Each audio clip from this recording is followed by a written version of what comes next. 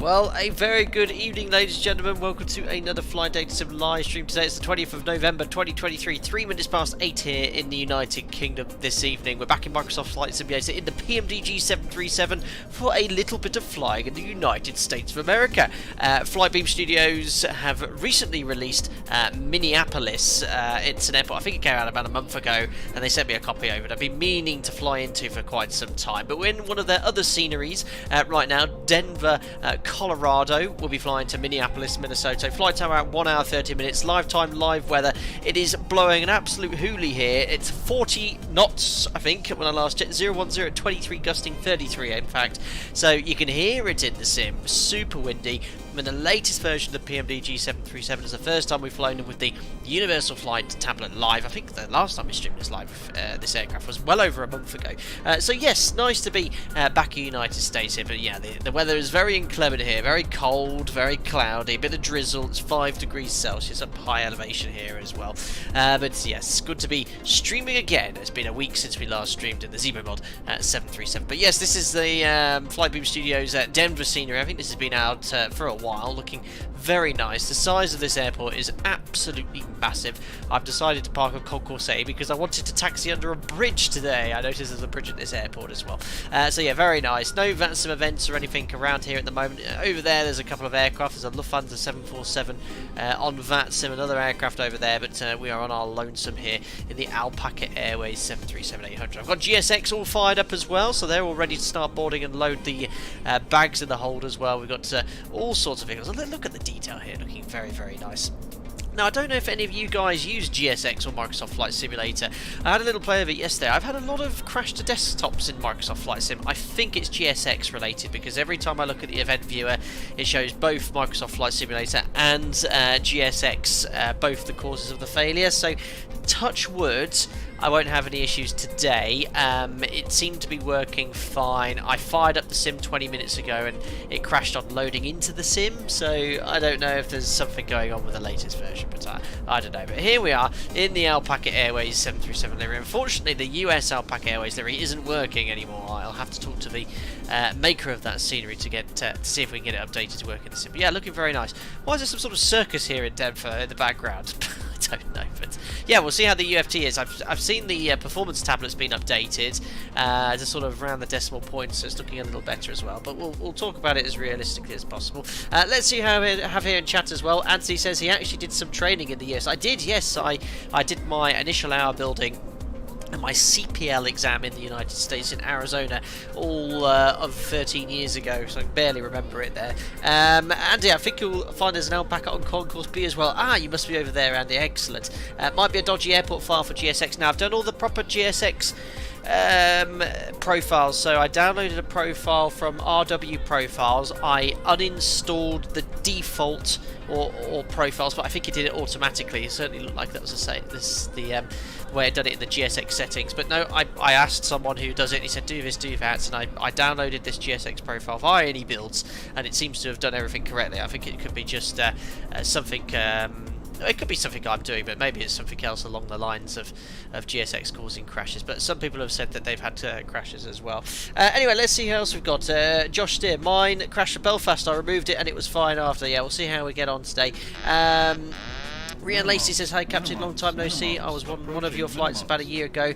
Never told you. Sunny South Europe in the UK. Oh, you probably were, Rian. You should have come and said hello. If you think it's me and ask one of the crew, ask to fly that sim. They'll know who it is. I don't fly that much, guys. I've not flown in about 3 weeks now. I'm so busy in the simulator. I've got a load of sims coming up as well, but I have my line training captain course starting a lot sooner than I thought it would be starting. I've got an assessment flight in December in 2 or 3 weeks time, and then I'll be doing that sometime in the new year. Going to be a line training captain, then hopefully a TRE soon after. I've been offered the job of TRE, but just enjoying my time as a TRE now in the simulator, which is great. Lee Russell, thank you very much for your continued support as a member. You've been a member for, I think that's 2-3 years or so, so thank you very much. Hope you're doing well. and thank you very much for popping back in. Oops, lapse due to new card. No problem at all. Glad to see you back. Don't need to apologise at all. Welcome back indeed. Rian, well, say hello next time. I'm a regular on that ring. Very, very good. Cody, this weather looks dreadful. It is awful weather here. Quite close to freezing conditions, in fact, but it's icing conditions at the moment. Anyway, let's jump on into the cockpit as usual. Do bear with me during the setup. It is a busier period of time. Flight time is around an hour 35 minutes, so we'll have plenty of time in the cruise today to catch up with any questions you might have. Welcome aboard. Thanks for subscribing there, Travis Figuero. Excellent. Look, yeah, you can see it's just started to rain now, so let's get some electrical power on the aircraft. Battery on, GPUs on the bus, electric hydraulic pumps we can pop on. Landing gear lever is down. 1, 2, 3, 4, 5, 6 lights, and then we will check the ship's library, make sure the aircraft is fully serviceable. I'm getting great FPS in the PMDG in this aircraft as well. It blocks out at 60, which is really nice. Let's do the fire tests and fault tests. So let's check the squibs. 3 green lights. Let's now do the fault test. Fault APU detector in op, master caution overheat detector. Let's do the fire test. We've got the fire warning lights, fire bell, wheel well, engine overheat, and the fire warning light 2. Onto the overhead panel, emergency exit lights armed. We'll push the attend button. Now, I will use GSX. I've got the shortcut, Control F12, to request boarding, and it should use my sim brief profile, and it should update the PMDG for me. So boarding requested. I've pressed that, and I think you can hear it doing stuff in the settings, like automatically. And the air bridge is already connected. Here's the ground crew coming to connect and open up the cargo doors. Who we're using as service provider today, I'm not so sure, but yes, you can see it's doing its thing. It is very cool. Does add a lot of immersion. Do you want to board crew? Yes, we best board the crew, crew and pilots both. Well, Jim and I are on our way, and you can see that they've started loading downstairs. You can see the aircraft moving around as well. So let me see if it has actually loaded it up. FS Actions payload. It has, albeit in a bit of a random way. I did just ask in Simbrief for 189 passengers, but that is the zero fuel weight, 58.8, so that's pretty cool. This update, GSX or PMDG, I don't know, but it actually reads your Simbrief profile and loads up everything for you, which is very cool. Taylor, yesterday in Utah was rough, especially in the mountains. Oof, that's not nice to see. Yes, it looks like it's very windy here in Colorado at the moment there. Well, range disobeying the laws of gravity. Yes, it would seem I'm already travelling probably at 40 knots. I'd expect the wind to start going in that direction, Mr. Tizard. Brilliant. Hello, Matthew. Depends on the country. In Europe, they will do a few landings in the actual aircraft before flying with passengers. In the US, first time we fly aircraft is paying passengers in the back. Very interesting. Yes, we'll do base training here, so they'll do 6 circuits with no one on board in the 7.3. That's quite normal for us. I hope you're doing well, sir. Thanks for popping in. Right, we'll test the attend button. Jim and I are getting on board whilst doing this as well. Do a takeoff config warning check. Flaps are up, which match the indicated position. Let's check the pedestal down here. We'll select VHF 1 and turn on the radios, turn up panel lighting. We've got all the gear pins removed. This is a thing that annoys me with the PMDG. In the real aircraft, this goes all the way over to here. It sort of stops there in the PMDG. Someone needs to write in and say, no, it turns up a little more. I'm being nitpicky, of course, there. Gear extension doors closed. Check the circuit breakers. They're all in. Voice recorders on. Stall warning test. We need to wait a little bit longer to do that test. 4 minutes of AC power required. IRS to nav.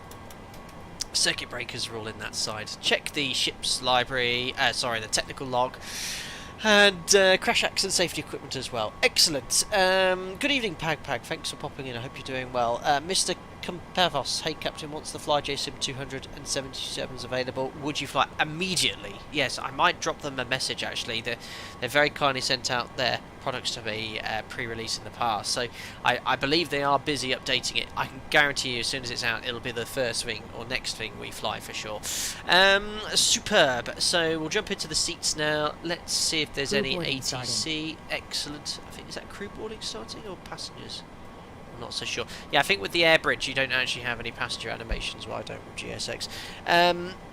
No ATC at the moment, unfortunately, so we'll go off the METAR, which you can fetch off Navigraph here. So EFB Let's go for departure. So we can see, look at this weather. 010 at 23, gusting 33. So we're going to take off today from 34 right. 10 statute miles visibility, light rain, broken clouds, 5 degrees, 3022 on the altimeter. So I'll set 3022 now. Check the UTCs, all good. Select traffic. Turn up the main panel. We'll set up the MFRA to 1,000 feet above aerodrome elevation. There's no international airport as high as this in Europe, that's for sure. The highest we have is sort of Madrid. I don't know if there's any higher, but I don't know about. That's Madrid's up at 2,000 feet. This is what, 5,300 feet here. God, it takes ages to set this. I forgot. Right, just keep yourselves happy over there. I'm holding it down. Sounds like the passengers are getting on board as well. Ah, there's the MFRA. So we'll set 6370. Oops. 6370 is set. Perfect. And we're going to go straight into the FMC. Now, is there SimBrief sync features yet with the PMDG, or is it like the Zebo mod? You have to download the file separately. I can't remember. But I'm going to do it manually today anyway. So SimBrief fetch. And we'll go for the raw format. There we are. So we've got the latest air rack installed. We'll go from there. Flight engineer, as a former 727 flight engineer, the FlyJSim 72 V4 is going to be awesome. That's very cool to hear you working on the back of those things. I mean, every time I fly an aircraft, I always get a bit confused with the side panels. The 747-200 on the Felis is even more complicated. Yeah, I just sort of follow the manuals and get that thing set up. Yes, you can enter the company route. Thanks for reminding me. Let's have a go with that then. Do you just put the ICAO codes in? Oh, I've got mixed reports here. So let's just put in our position. So Your crew has boarded. Oh, I thought Passengers boarding starting. perfect, that's fine. So that sounds like the passengers getting on board now. So Denver, flight plan request? Yes, okay, let's try company route. So I'll put KDEN, Kilo Mike, Sierra Papa next. See what happens. Oh, cool. Has that done a thing? Or I think it's done it. Oh, very, very smart. That's great. So call sign Alpaca 5211. Oh, we're in the US. I can say 5211 now. So we'll put that in. Activate departures. 3 for right. It'll be a Chewy 1. And then the arrivals will be the Torgy 3. Expecting 12 right. So let's look for Torgy 3 for 12 right. 12. I think that's. I'm guessing B is both. And then ILS 12 right. And it's a Krug transition. I'll execute that. Just check for any discontinuities. We do have Swan and Torgy. Let's just check the flight plan. Swan. Oh. We've got Swan and then Eric. Is there another transition to select here? I've forgotten America, they love it. They love a transition. There we are. We need to select the Eric and Krug. I'll execute it a little bit early. So Swan, then it's Eric, then Torgy. Perfect. So I'll just join them up. That should match the flight plan. Very good. Flight init request now. Oh, did I not press flight init request? I think I've done that anyway. Well, something's in there, and there's no discontinuity, so I'm happy with that. Perfect. Boarding's done. Now we can go to the performance. I think I could also request the performance as well, which is quite good. But you can do that. In reality, you can just line select key this. The reserves you can find off the flight plan easily enough. Our alternate is Dane County Regional. I had to look that one up, I'm afraid. The airport code is Kilo Mike Sierra November. Reserves 2.8 for that. Cost index, Alpaca Airways, we use 30. 37,000 feet for the cruise level, which is now set in the FMS. Let me pop that in here. You can see all the doors closing downstairs as they load. That's really cool how it's interacting with the PMDG. The elevation in Minneapolis is destination 842 feet, so we can set that to 850. Cruise wind. See, I'm hard wired to do it my operator manually. So we'll put in the 001 at 17. Perfect. Next is the performance. Let's see what they've been up to with their UFT update. Welcome back to the States, says HD Simulation. Thank you very much. Hope you're doing well. Flight engineer, engineered. The engineer panel was wonderful. All you need to know was the big U, little U. Can't wait for the stream. Very cool. It sounds like one of the... We have something called the reverse L for checking the pressurization, because it's this sort of shape here. But obviously it's a lot more automated than what you had to deal with.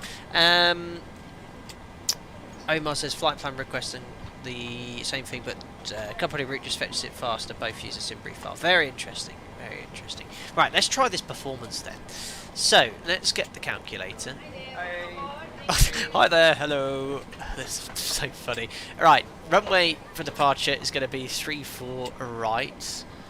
There we are. Elevation, heading, no slope. That's been updated because I was playing around with it and there were slopes now. When I recorded my tutorial or preview a couple of weeks ago, it didn't have slope, I don't think. Or it was flat. It's a wet runway here. Takeoff will go with... Well, let's leave it at optimum, because at my airline we default to flat 5. Rating optimum, anti-ice, yes. We'll predict the use of wing anti-ice after departure. So put engine and wing anti-ice on. Let's import from the aircraft the rest. There we are, 60... now I do want to take a little bit of extra fuel, just for... Well, let me just check. What's the weather like in... Let me just check the weather at our destination. There's no events today, so I might just take standard fuel. Oh no, they're saying there's Virga in Minneapolis. Don't know, I've never seen that on a European meta. Oh, let's take a little bit extra. Just take, I'll just take 15 minutes or so. So we've got a 7-3 on board. We'll request, let's go 4 wings, 7-8. That should be enough here. So 7-8 is going to be about an extra 6. We'll call it 62.6. CG should be the same. Packs on for departure. Import the weather. Calculate. There we are. We've got some figures. So acceleration height 1500 feet above the ground. That's for 2 engines. Flat 5 and N1 of 91.91. When I did it earlier, it rounded it to the nearest %, but now it's gone to 9.1. Why did I just say 91.9? That's full 26k, 47 degrees, trim of 5.4. Okay, that sounds about right with the runway length for this gross weight. So, some boarding passes there. So 26k and 47 degrees. So some airlines have a higher fixed D rate and then a higher assumed temperature. We have that on our maxes. 92.9 is the M1. We've got 91.9. There'll be a discrepancy when you put the AP bleed on. It should be 0.8 difference. It's around 1. It's within 0.2 then. So that's all okay. 26k, 47 degrees. Takeoff flap 5. CG is in.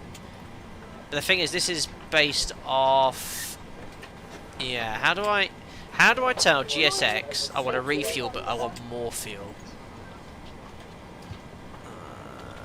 Refueling truck is on its way. Because I think by default the refueling truck... Please don't load aircraft until the fuel truck arrives and ask to do it. Yes, madam. I think the GSX refueling just takes the SimBrief block fuel, whereas obviously I want to take a little bit more, so I'll let it load it up. And then I'll just add up a little bit more, and then we'll just confirm the performance, because it is saying it's in position. Oh, he's here already. That was very quick. Please don't load aircraft until the fuel truck arrives and ask to do it. Exxon Mobil has arrived. He's driven straight into the tug, and also into my skimmer wingtip. Oh, is he? He's refueling as we speak. Look at that. Well, that was fast. 3 tons of 7.4. That might be my settings. I think maybe the fuel truck's doing it in real time, but the aircraft is an instantaneous load. Well, we'll wait until he goes away. Fuel isn't loaded, showing 3 tons on board. Yeah, it's here now, but I think this is instant, but the fuel truck does it in sort of real time. It's pretty cool, though. It's pretty cool when it's there. Excellent. Right. That's that. I'm just gonna... Well, now the weights are all up to date here, that we can put these in. So V1, 131, 139, 142. So wet speeds. 135, 139, 142. So this must be based off a lower weight. 66 too. Oh yeah, that's... Whoa, the weight's really different. There we are. Let's just recalculate that then. Yeah, there we are. Import weather. Calculate. Yeah, that's better. So still now 26k, 43 degrees. So yeah, I just need to change the temperature. It's a good job we changed that. 94.0 and we've got 93. Yeah, that's... There should be a 0.8 difference. There's 1% difference. That looks good. The wet speed should match now. So, wet speeds, we've got 34, 43, 46. There's a bit of a discrepancy still between... Surely the tablet should be matching the FMC accurately here because it's both from the same aircraft. Regardless, we'll take the tablet speeds. We always respect the tablet speeds instead of the FMC predicted ones. So we'll go for 140. You'd expect them to be... that to be the same. 143, 146. So they're all good. Big discrepancy with V1 then. 146 knots set. I've got someone dinging me here as well. Oh, I've received... Oh, we've got ground here, and I've received a CPDLC clearance as well. So we're cleared to Minneapolis with the routing I've filed. Climb 370, squawk 2765. 2765. Cleared via SID. Expect 370, 10 minutes after departure. It's an airborne frequency of guard. Expect runway 34 right for departure. Contact 121.850 with ATIS for your push and start. Very good, we'll get that shortly. Morning. Good evening, ma'am. That's active. Is he still... Oh, the fuel truck. See, now the fuel truck's gone. I can just round that up here manually, I guess. It'll just be easier. I'm just going to put 7.8 on, guys, full wings. Hope that doesn't break anything. Oh, verified takeoff speeds. No, they're still the same. That we'll accept them. 146 knots. Perfect. Let's do the overhead panel scan. Your dampers on. Turn on panel lighting. Lighting in this is fantastic. Your dampers on. Nav transfer display switch is normal auto. Let's check the crossfeed valve. Bright, dim, and bright.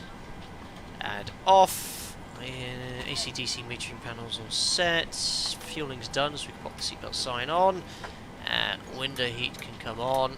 It's not freezing conditions. We're 5 degrees, so we don't need to turn on the probe heat on the ground. There's no need for de-icing or anti-icing today. Pax auto. Start up the APU. Hello Victor Silver, hope you're doing well.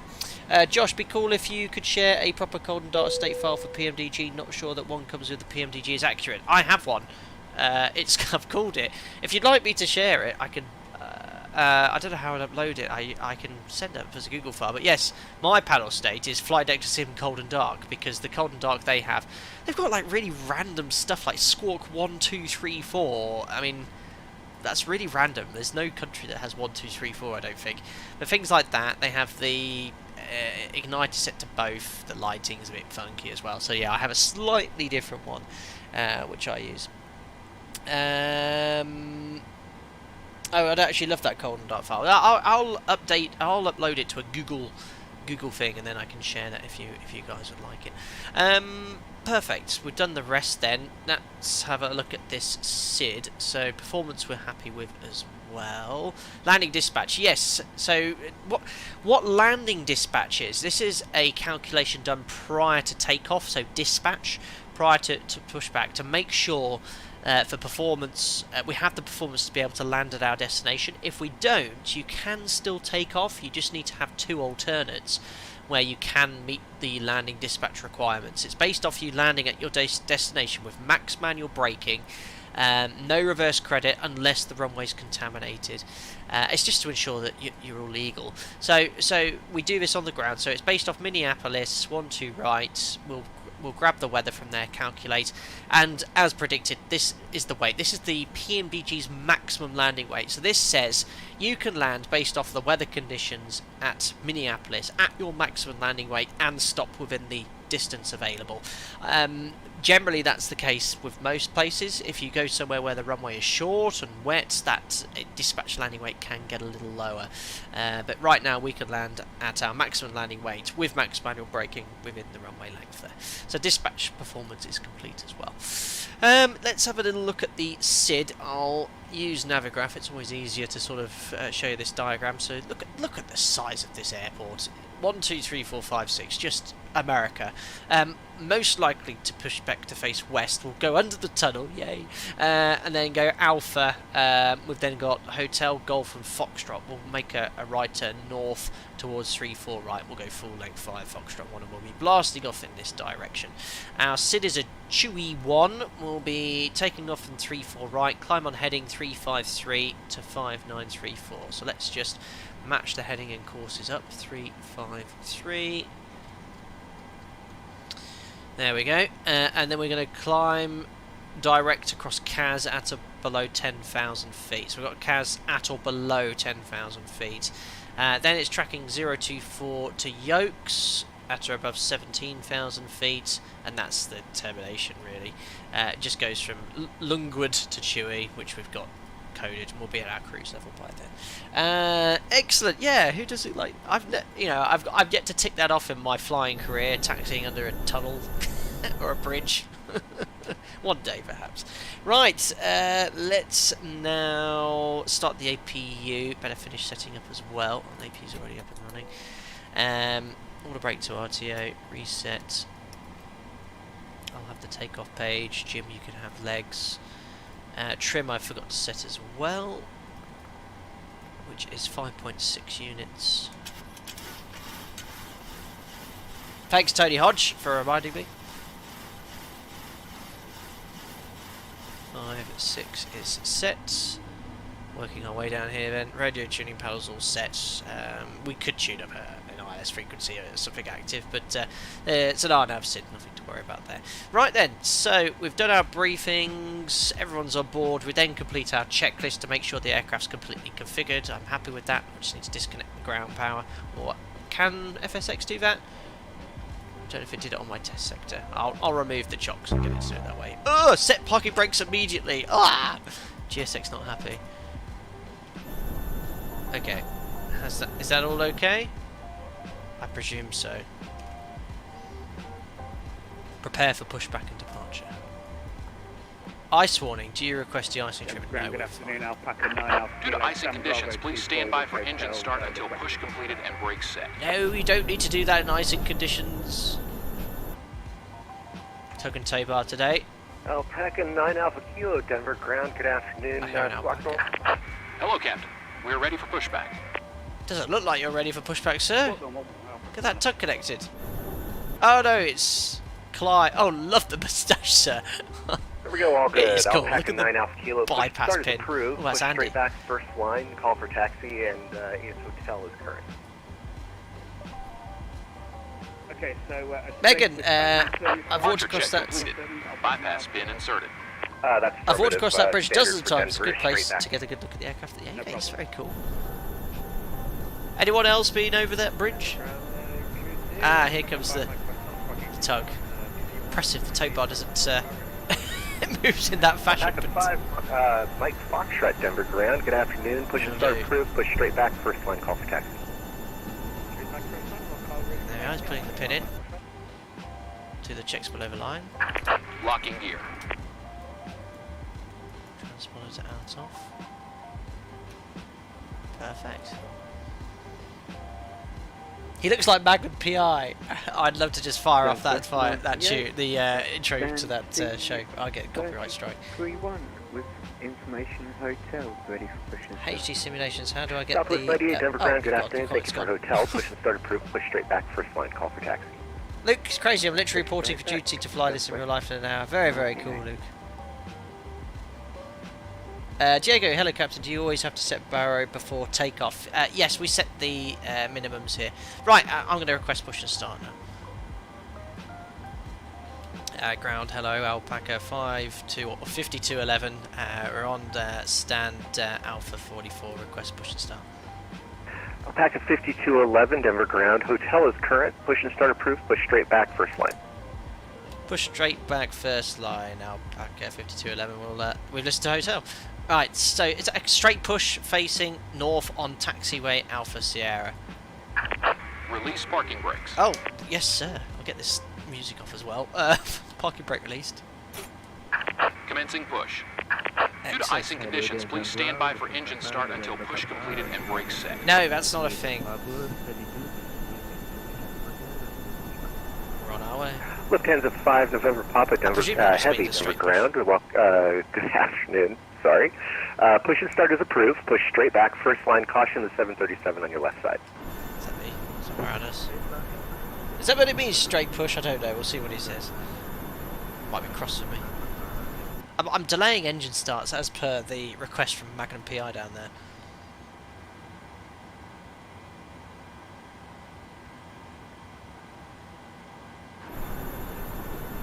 Scenery looks fantastic. Very windy. So when it's very windy, at least it's down the runway here, be careful of strong gusts because your indicated airspeed can reach 80 knots quite quickly. And if the thrust isn't Set parking brakes.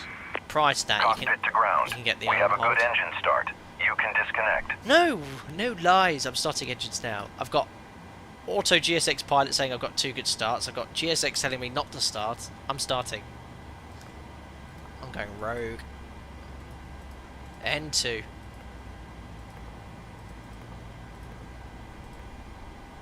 Oil pressure N1. 25% N2. Check the spar valve. Goes from dim to bright and off. It's a little Unlocking quicker gear. in real life.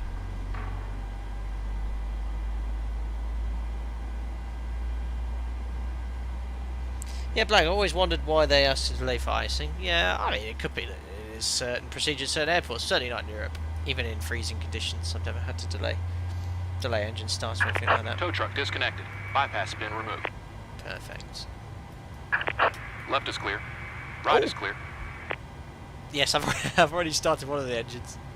I am happy I have got GSX though. Certainly makes it a lot better in Microsoft Flight Simulator. Starter cutouts to still very high EGT 2563, 2 stable. Starting engine number 1. Alpaca 9 Alpha Kilo request taxi. Alpaca 9 Alpha Kilo, runway 34 right. Oh taxi my via god, I've Bravo just seen Sierra, a Foxtrot, very Foxtrot generous... Oh my god, $100! Flipping heck, thrust set simulations. That's very generous. Oh my days. I'm trying to... Hold on, up. Oh, I'm going to get a hot start now. I'm starting the engine too early. That's very generous. Flipping hell. Oh, Bill. Bill Barrett. Yeah, I know who you are. Bill Barrett here. Been watching you since you had less than 1,000 subs. Wow. That was a long time ago now.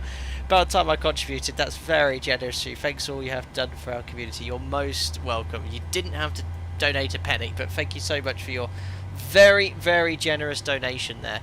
Very kind indeed. Thank you.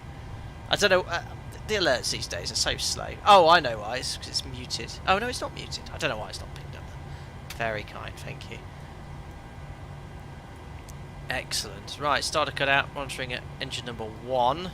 Wait until the red bar's off the EGT.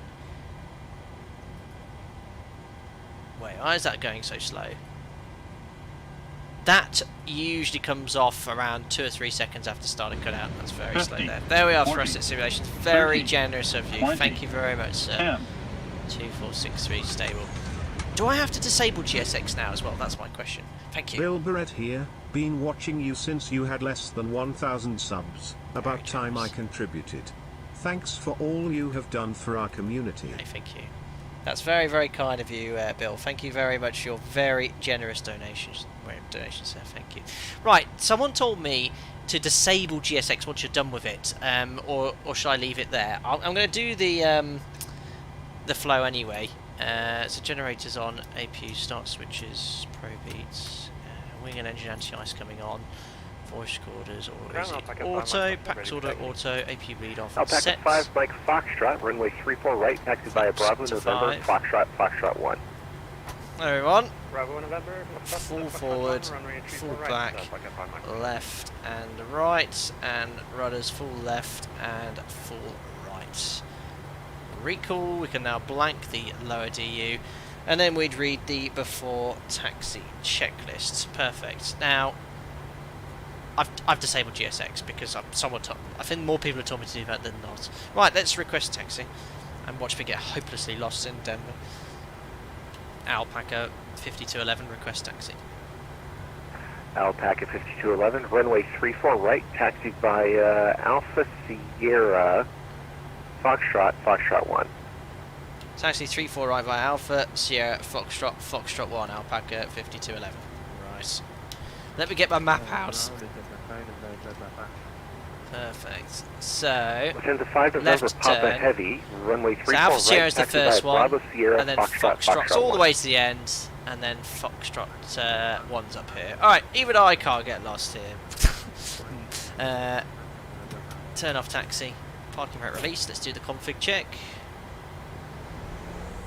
Yes, the engines that spool up at 20 million miles an hour, and the pushback hasn't pushed me that far back, and because of PMDG's tiller, I'm now going to have a collision with a tug. There we go, just cleared it. Sorry, sir, that is a beefy tug. So Alpha Sierra is the rightmost line here. Perfect. In our 737, what are the requirements to take off with wing anti-ice? I thought it would only be selected on when ice would be visible on the windscreen. Very good question. So in flight, yes, we use it as a de-icer. So we do let ice, or we look for ice build-up, and then we use it primarily as a de-icer. On the ground, we use it in icing conditions, and then for performance reasons, it turns off automatically when you get airborne. As soon as you get airborne, air ground logic goes to air, it flicks off the switch. And then if we need it, we just turn it back on again. And for performance, we've calculated climb out based off wing anti-ice in case I get icing conditions straight away. There we are, look.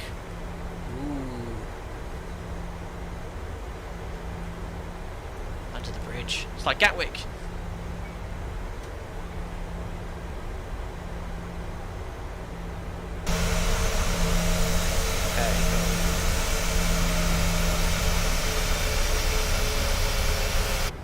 Yeah, the simulators look fantastic, really nice. Flighter says that's the bridge you see at every photo of Denver Airport. Very, very cool. It is humongous, this place. We have done a flight into or out of Denver in the past. But that's quite cool. Oh, look, you can actually zoom right in with this chart as well. That's cool.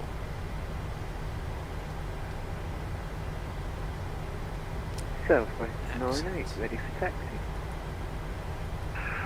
Southwest 98, Denver ground, So roger. I'm Runway 34 right, progressively taxi following by my Charlie taxi. November, hold short of Gulf for right now.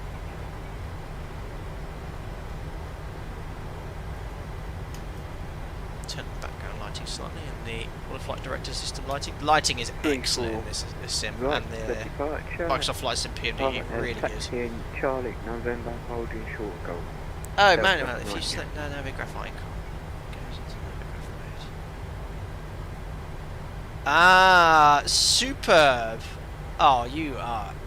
That's an excellent suggestion, sir. Look at this. I mean, this is more than what we get on the rail folk. Amazing. The follow me will take you directly to Minneapolis. United 5430 should be getting a PDC momentarily. Oh, look at all this. Look at this heavy metal over there. Should probably turn on the eye tracker. There we are. Amazing. I can't. The eyes are the corner of my head if I do that. Alright, maximum 10 knots for the turn.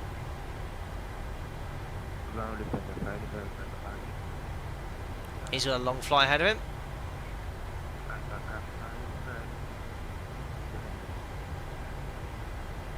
Lufthansa 5 November, Pop, say again.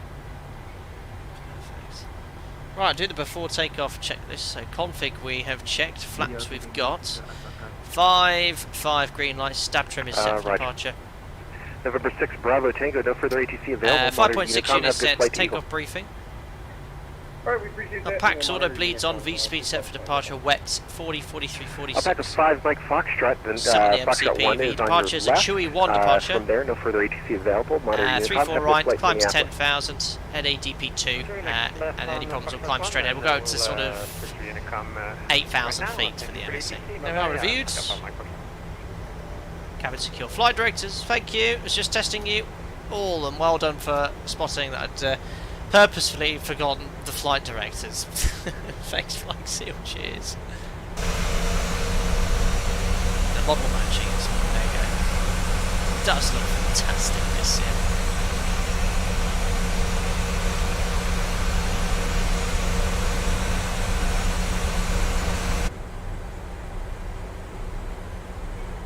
There we are. I'll never get lost again. There's Foxtrot 1 coming up on the left.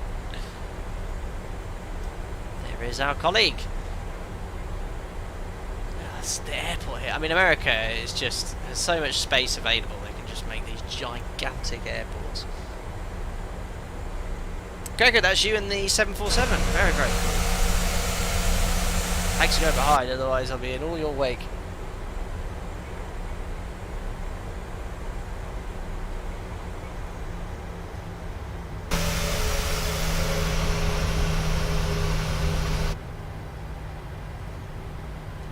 Perfect. Maybe get some ATC in Minneapolis if we're lucky. I mean, it's not the best time. What is the local time here in Colorado? Just having a look on my weather app. Yeah, it's 20 to 2 in the afternoon. Not the best time for VATSIM in the US, unfortunately. Alpaca 5211, Foxtrot 1 is your next left. From there, no further ATC available. Monitor Unicom, have a good flight. Foxtrot next left, and we'll monitor Unicom 122.8. Thank you very much for the ATC, Alpaca 5211. Bye bye. Yeah, no worries. I wasn't expecting a group flight when I signed on. Thank you. Oh, it was like a little mini group flight. Perfect. Right, Foxtrot 1 then. And there's no more ATC. We can have a little look on the map.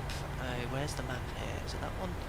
Just see if there's anyone on final, because this does show traffic on VATSIM, which is pretty cool. Perfect.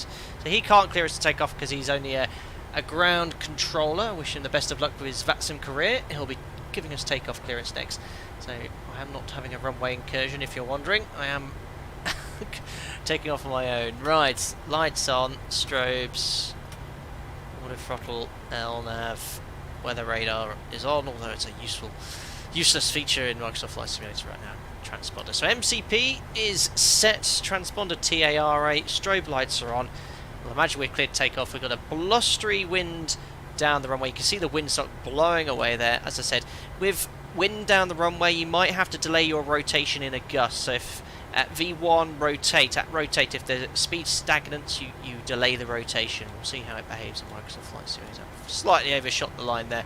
I blame the shabby taxiing physics from the add-on. Right, timing before I forget, and let's go to Minneapolis. 40%. I'm not turning the wipers on. Denver traffic, however. 6 Bravo Tango is departing the Zimmer 3. Number 2 is a bit slow to spool up. There we are, stabilised. Set takeoff thrust.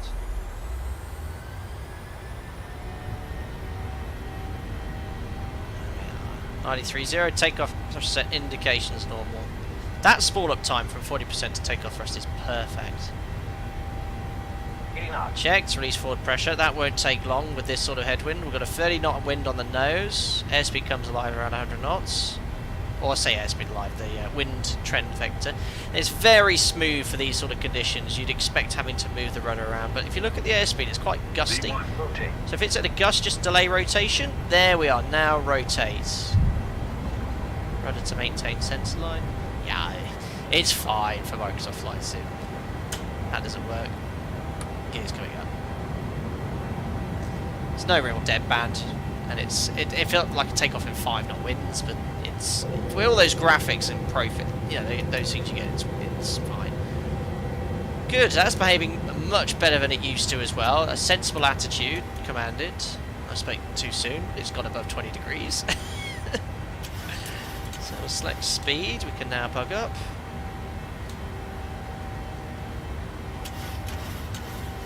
Bug up. The flight director should be commanding a lower attitude by now to allow the aircraft to accelerate. Here comes the flight director bar onto my attitude. We can select flap 1.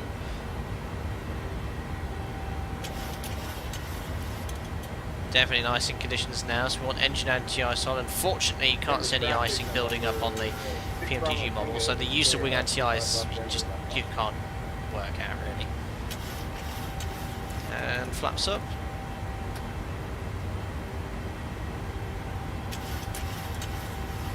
Nice red woolly jumper, it's a red hoodie. So as we get to the up speed, the aircraft will start pitching up to maintain the bug speed, which is 211 knots. The pitch is in toga.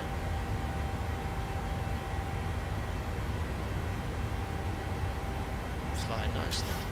Oh, it's just a straight line, so get it all in trim. Again, the trim, look, I'm trimming nose up here. This is broken. Look how much I'm trimming. Right, we'd be doing 10,000 feet per minute rate of climb. There we are. That was around 15 seconds of trim there. I thought they'd fix that. Wow, that seems to have been completely broken. Right, Command A, you should do that now to quiet, but just see the aircraft levels off.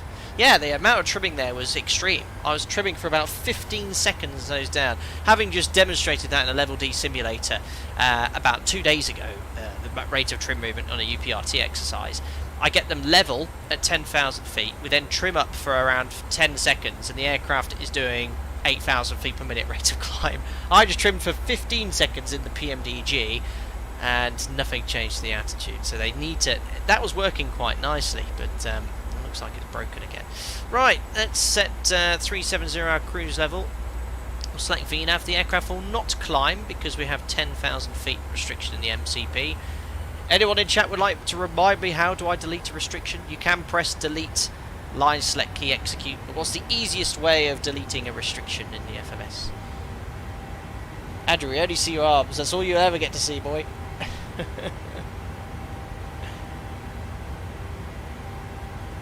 Don't play with the yoke. Try not to. Excellent work with TZ. Out into vent. Push once. There we are, you get N1 VNAV speeds, the aircraft's now pitching for speed, we have N1. Unable 280 knots at Eric's, okay. It's probably 280 knots or below, but I've never seen the PMDG actually command that. So I'll put 280 knots or below, and that should stop the moaning. There we are. Perfect, so passing 10,400 for flight level 370. Let's do the pre-cruise checks. Fuel, we have 4 pumps. Lights can come off. APU's off. Pressurization, diff is 2.0. You see the cabin altitude's very high. That's because of the elevation at, when did we just take off? Denver. So usually you'd expect it to be lower. There we are. Best to the after takeoff checklist as well.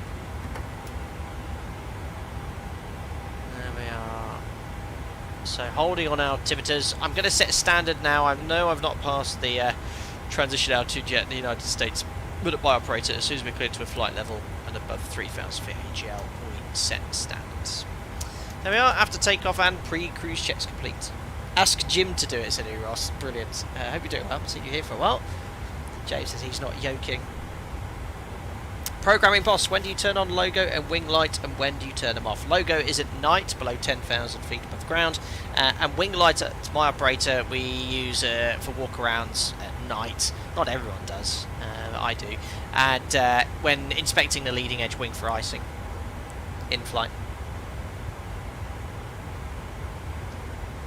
Hello Dimitri, a long time no see, sir. Greetings from Vancouver. Are you sparring with the trim again? Yeah, I thought they definitely had fixed it. Let me just demonstrate to you. I'll disconnect the autopilot here. So we're nicely in trim now. I've just disconnected the autopilot, and I'm not going to touch the pitch, but watch what happens when I start trimming nose down.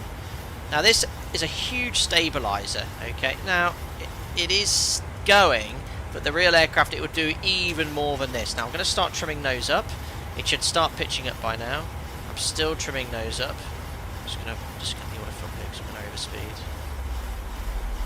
It's not going to help with the speed.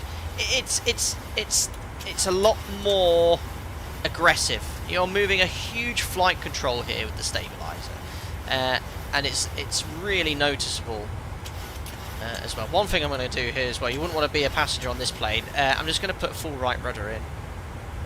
Yeah, that's awful. So in the real aircraft, I've just gone full right rudder, go full left now. Within 3 seconds in the real aeroplane, you're upside down. This is rubbish. So I've gone full right again, look.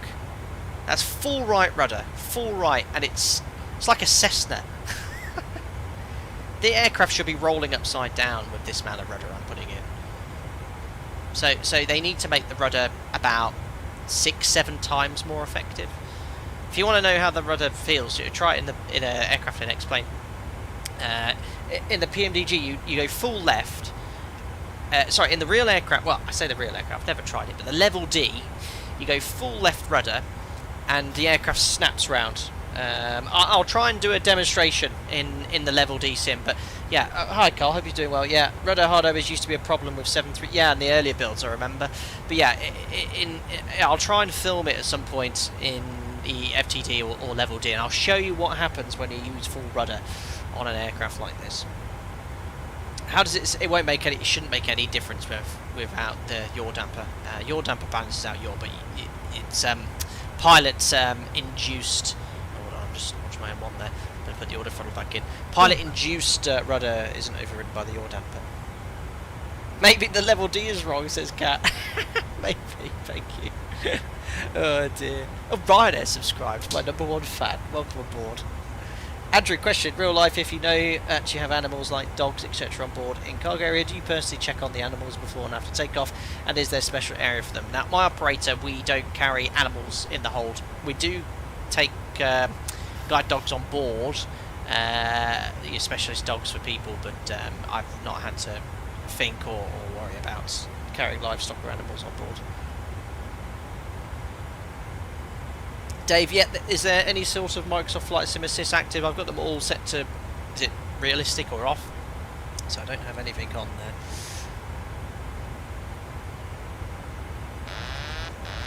Minimums, approaching minimums. Minimum on Xbox, none of these issues are apparent. Both trim and rudder are accurate, also taxing. Okay. Not sure. I've not tried them. What on Xbox could be. Hello Carfagan, hello Flight Data Sim. I have always thought if I could do alpaca flights, can I? Absolutely, yeah, come and join me online. Come and join me online on VATSIM. Come fly as alpaca. We have our I do a group flight for the members once a month, but whenever I'm online on VATSIM, you're more than welcome to join me online. Wow, look at that. Fantastic. Look how smooth the FPS is. Super good frames. Best turn the engine NCI off now. We'll carry on to flight level 370. Hello, flying Walnut 9 months as a member. Thank you very much, madam. Good evening. Thinking of flying some routes in the US. What are the key agency differences when on VATSIM in the US versus the UK? Thank you very much. You can shorten numbers at your call sign, 5211. A lot of places you push and start at your own discretion. Not the case today, actually. And the descent clearances are very different. When you're cleared from the cruise level onto your star, they'll say you are cleared to descend via, for example, the Torgi 3. You can just descend at your discretion. In Europe, that is something that never happens. You are cleared to descend when agency tells you to. They're the main things that come off the top of my head. They're flying Walnut. Jamlin, 44 months as a member. Thank you very much indeed. Evening, Captain. When are you planning to fly the Fokker Stream? Got all 4 variant liveries ready for you. I've seen Jamlin. Yes, would you guys like me to fly the Fokker 27 again, the Just Flight Fokker? I think it's worth jumping back into again. Maybe Wednesday? Big maybe.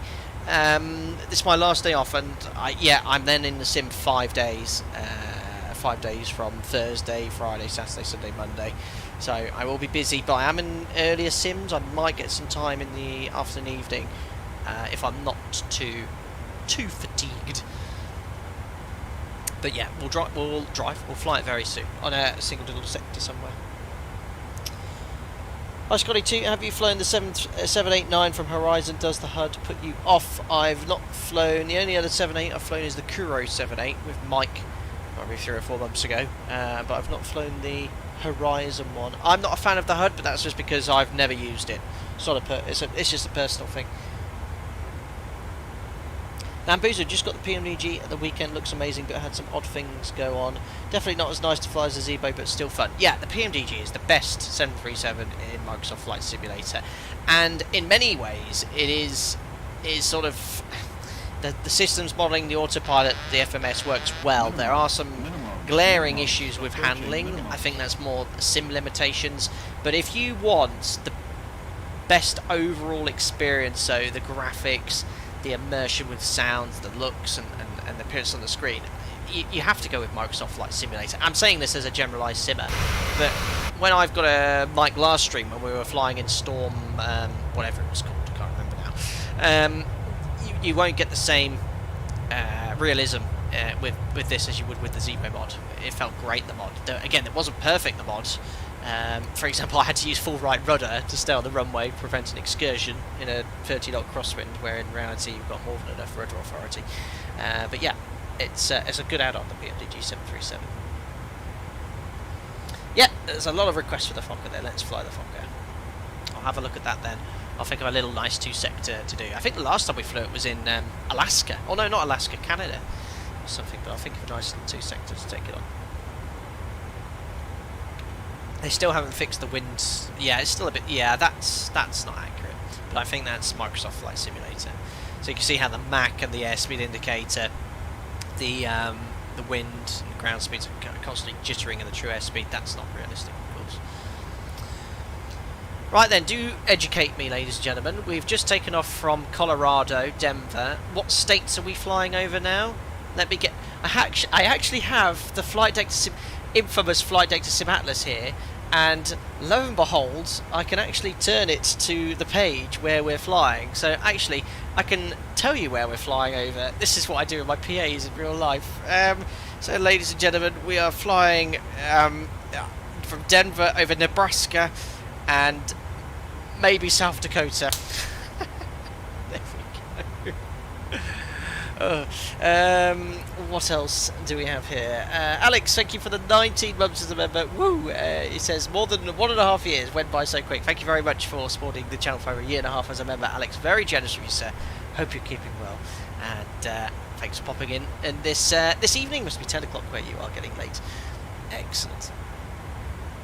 Andrew, I'm only able to watch because I had jaw surgery last Friday, my 8th surgery in 5 years. I remember you mentioning on an earlier stream, Andrew. I hope it went well, and I wish you a speedy recovery. Most oblivious, the fidelity level of X-Plane really makes you want to buy it. Just don't know how much worth it would have to rebuy scenery aircraft. Yeah, that's another thing. I understand fully the amount of investment that some of you put into your personal simulator. 40, so 30, with 20, X-Plane you've got Ortho, 10. which is free, and you've got stock airports, which are very, very good as well. Waypoint Richie, thanks for the £5, sir. Evening, Cap. Hello. Hope you're well. Thank you. Have you tried the virtual performance tool? Performance tool for Waypoint Richie. Please misspell donations in the future. No. That's really funny. I've not tried the virtual performance tool, Waypoint Richie. That's very kind of you as well. Thank you for your support there. Is that... I think I've heard of it. I've not tried it.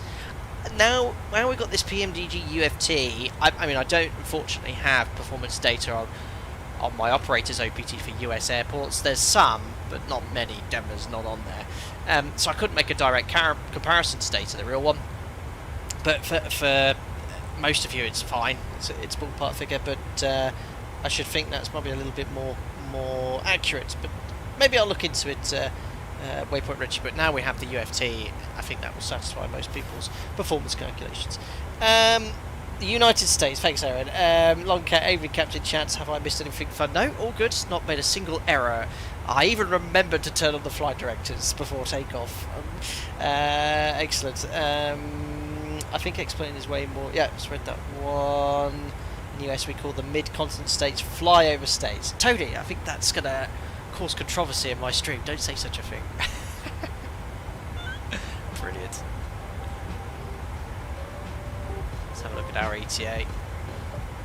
22:19 Zulu, so just over an hour, or just under an hour and 20 minutes.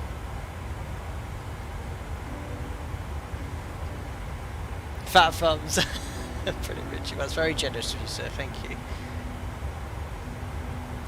Games US, can you fly over KVPD next? Green Providence, Rhode Island. I don't think I'm going anywhere near that today, Games US. Studiando, remind me of the song I've Been Everywhere by Johnny Cash. Brilliant. Hi Brendan, just bought my first joystick for the PMDG. How's the flight going so far? Very cool, Brendan. What joystick's that? Actually, were you commenting in Discord about that? You finding it heavy or something? Or was that someone else? Excellent. Captain Jack, hello. Says, great job, and again, really appreciate what you're doing for the sim community. Watching Colorado and learning how to fly these sim crafts and streaming at 63 years of age and having a blast. That's amazing, Captain Jack. Well, thank you so much for popping in into the stream. I hope you're doing very well this afternoon in, well, blustery Colorado, I should say. I hope you have a pleasant afternoon. Thanks, Bob. Minimums, approaching minimums. Yankee Fox, thank you very much. 20 bumps as a member. Every time someone says UFT, I always think... I know. When I first saw it, I was just thinking of those little milks that we get on board the aircraft to make our tea. Yes, UFT milk as opposed to UHT. Yeah, why did they call it? Why did they just call it a tablet? UFT, Universal Flight Tablet. But yeah, don't worry. I think of those all for hotel cups of tea. Hope you're well. Thanks for another great stream. Thank you very much, Yankee Fox, for your 20 months membership. Appreciate the support.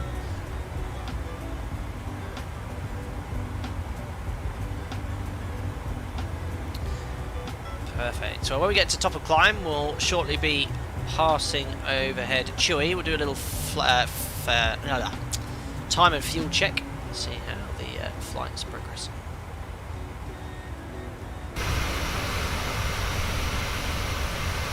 Very nice out there. Sorry, I just realised I had Navigrapher.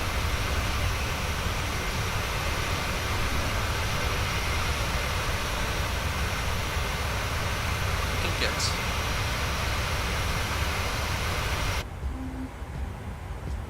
Brendan, that was me talking about the actual controls on the real aeroplane. The captain was kind enough to let me into the flight deck, asked to turn off the hydraulics, and was definitely surprised. Yes, I don't wish anyone to have to fly the 737 without any hydraulics.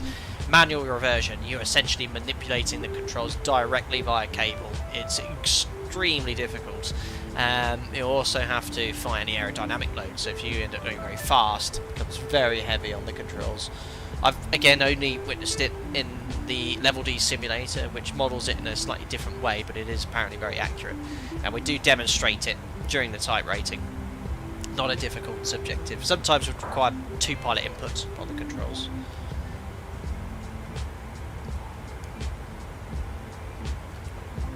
Bartos, now you mentioned the figure about the small milk bags. I'm pretty sure we fly for the same company. Very likely, sir. I think a lot of airlines have, yeah, you will use UHT milk. Pressure 1 to go.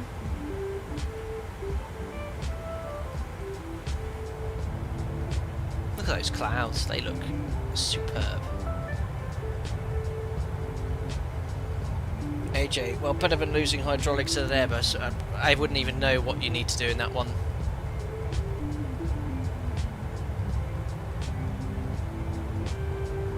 Hi Jet2 Aviator, good afternoon from Mel and Wayne. Loving your streams, congratulations on the new job, thank you very much. I do, yes, a little bit of me. I haven't flown for just over 3 weeks now. And I have a flight in a couple of weeks. I've got a flight in 2 weeks, and then the flight after is my LTC assessment flight. So I'm going to have a line training captain watching me. It's just a normal day out for me, just seeing how I would do as a trainer. So it's part of my process of the TRE course. To become a type rating examiner, I have to become a line training captain. So yeah, it's going to be an element of flying which is new to me. Obviously on the line I've only flown as a line pilot, so obviously I've instructed as an SFI before, and I've been back as a TRI now for a couple of months, and I'm sort of settling in back into my role in the simulator now, really enjoying it. But it's also given me a little bit of yearning to go fly, so I do want to go fly a plane. Don't get me wrong, I know how fortunate and lucky I am to be able to sit down here, stream with you in my free time, and then go and fly a plane for a job. But when you do it every day, you sort of lose a love of it. But yeah, I'm looking forward to flying again now. I'm not doing it all again. Anthony, very kind of you, sir. Thank you. You finally accepted my bribe to come back to MSP. Here's the rest of that payment. Thank you very much, Anthony. You didn't bribe me. Lies. I told you I'd be flying here. For those of you who are not new to the channel, Anthony's been one of the members on this channel for how long now? 4 years? 5 years? Nearly 4 years. And he is from Minneapolis, Minnesota. And we flew in there on a group flight once, and this is the second time I've flown in. So, yes, I knew you'd like to have seen me coming in. Thank you very much, buddy. Hope you've been keeping well as well. And great to hear about your young lad starting his flying career too. Does your company pay for dual channel autopilot? Yes, Tico. We are all Cat 3, our entire fleet. Victor, are you planning on doing another random failures flight? Yes, I will do another one of those at some point. They are incredibly popular. It's been a few months since we've done them. I'm still recovering from the last one. I think we had to do a manual gear extension after a go around, didn't we? Because the nose gear didn't go down. I vaguely remember that. Are you planning on doing it? Yeah, saw that one, Victor. Chase Media, what is your average feet per minute? Is that for landing, Chase Media? I have no idea. Andy, 44 months as a member, very long time. Service information for those who've default Denver Sierra in Microsoft Flight Simulator. You get stuck trying to get to runway 34. Screenshot on Discord. Oh dear. Did you have to go over the grass? I think, well, Denver had to uninstall. Microsoft Flight Simulator don't have it as one of their higher quality airports, but I had to uninstall it to get the Flightbeam Studios Denver scenery installed. There we are. Oops, too busy chatting away. Look, I've just passed Chewy, so just doing a quick time of fuel check there. So we passed Chewy 1 minute ago, and we had 6 tons of fuel. Let's check the flight plan.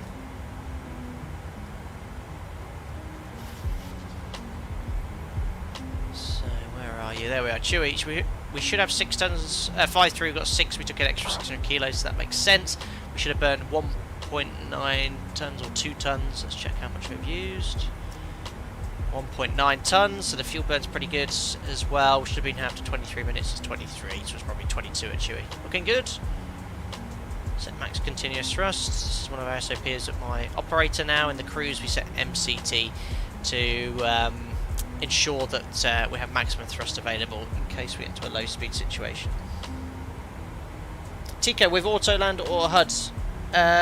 With Autoland, so we have a fail operational Cat 3 Autoland system, Tico. We don't have heads up display at my operator, but we are authorised to fly Cat 3 200 metres RVR. To be reduced to 175 metres soon. Black Doctor, do you still get to fly now and then as a tier in the future? Yes, I will, but do nowhere near as often. I'll be lucky to do 200, 300 hours a year. And yeah, I've got to get TRE. I've been offered TRE. I still need to complete the course.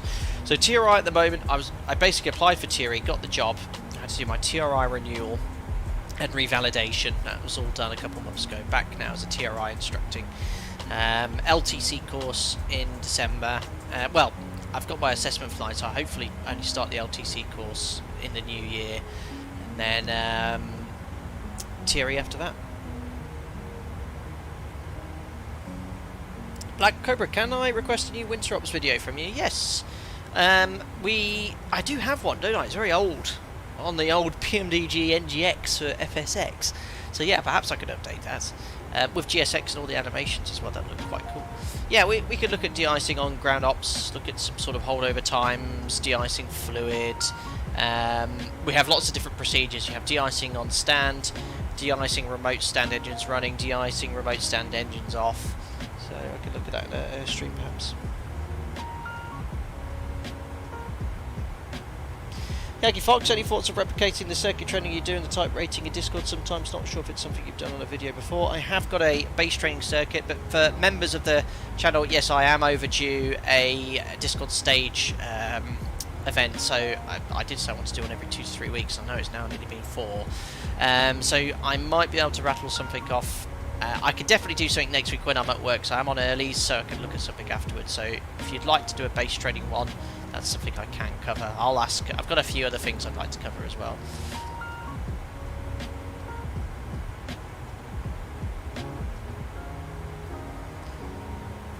Black Dog said, nice, seems like a cool option not to get burned out on the line. Yeah, I wouldn't say you get burnt out, but it's this year, as you probably all are aware, in Europe and the US, and to a degree worldwide, there is a pilot shortage, so I have flown a lot this year.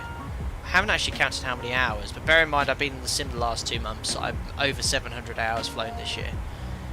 Most of the line guys are into their 800th hour. So it's been very, very busy. Busiest summer I've had. Certainly post-COVID, if not one of the busiest I've ever had. Minimums, approaching minimums. Black Cobra, great question. What are the reasons for flap up to taxi to the holding point? Yes, that's in freezing conditions, just to prevent contamination in the wing, potentially from slush on the ground or from falling precipitation. So yes, we taxi with the flaps up in freezing conditions, then extend them at the hold point, and we do a static run up as well. Andy, apparently on the Zebo mod now you have to de-ice before departure, otherwise it simulates ice on the airframe in winter ops. Interesting, didn't know that. Ryan Videos, welcome back as a member, hope you're doing well, glad you're enjoying the content again, and you get invited to our members only Discord once more with the custom emojis and chat as well. Thank you very much for the support, sir. Brennan, is there a way to replicate an engine surge in the sim? Would love to see that in a Discord stage if possible. I don't think so, however, I know the Felis 747-200 has got surge modelling now, I believe. I don't know how to trigger it exactly, but I think you can have a surging engine there. Walk in 1993. Do you know how long is supposed to be that shortage off? That's anyone's guess. I mean, 3 years ago, we were in the middle of a pandemic, and people were losing their jobs left, right, and centre. Post-COVID, there's obviously been a huge increase in demand for flying, so all that has changed around. But the industry's cycling. It'll be something else will happen in a few almost years' time, which could potentially upset everything. I don't know if you guys remember about, was it 13 years ago, that Icelandic volcano that erupted and all flying in Europe stopped for about 2 weeks. I mean, that was only a short-term disruption event, but yeah, we'll see.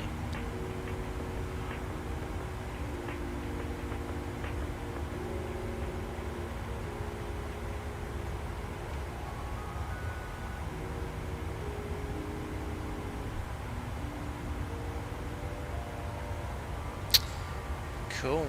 Couple of simulations. Hi, Captain. You should do a Adelaide Alice Springs return as they do tankering operations and some good scenery. Yeah, that's something we've not covered actually, tankering. And I think SimBrief has the ability to tanker now.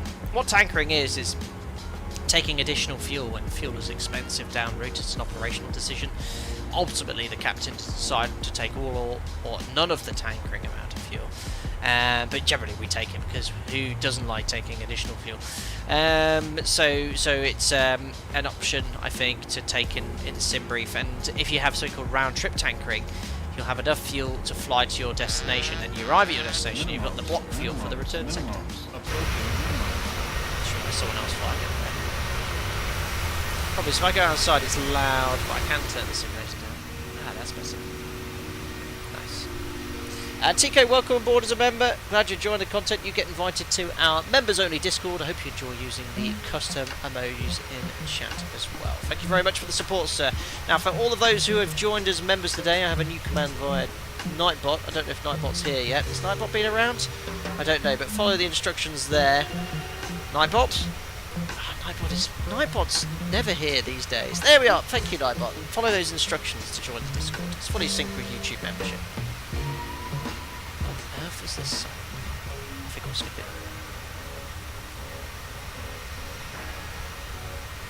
AJ, being from the UK, what is your opinion on airports with fully remote ATC? I flew into Menorca, and they have no ATC there. They've got one of those spinny cameras. I went there, was it beginning of the year or last year? And the FO and I were like, going, what on earth's that? And we realised that the control tower was empty, and then we looked it up and someone said, the ground crew said, no, there's no air traffic control here, it's remotely operated. And we're like, wow. So yeah, I mean, it was fine. I don't know what would really be the objection. I mean, if there must be some backups if there's power cuts or electrical issues. But yeah, I think probably it's a step in the future, isn't it? I don't know.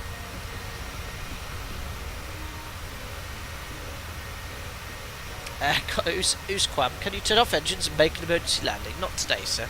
Not today. Oops. Is it muted the symbol?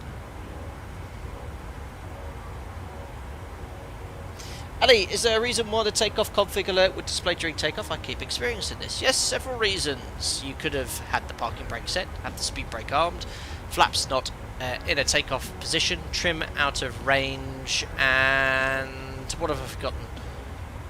Something else. Something to do with the fly spoiler bypass valve stuck over it as well. Yeah, trims, flaps, speed brake, parking brake. One's off the top of my head.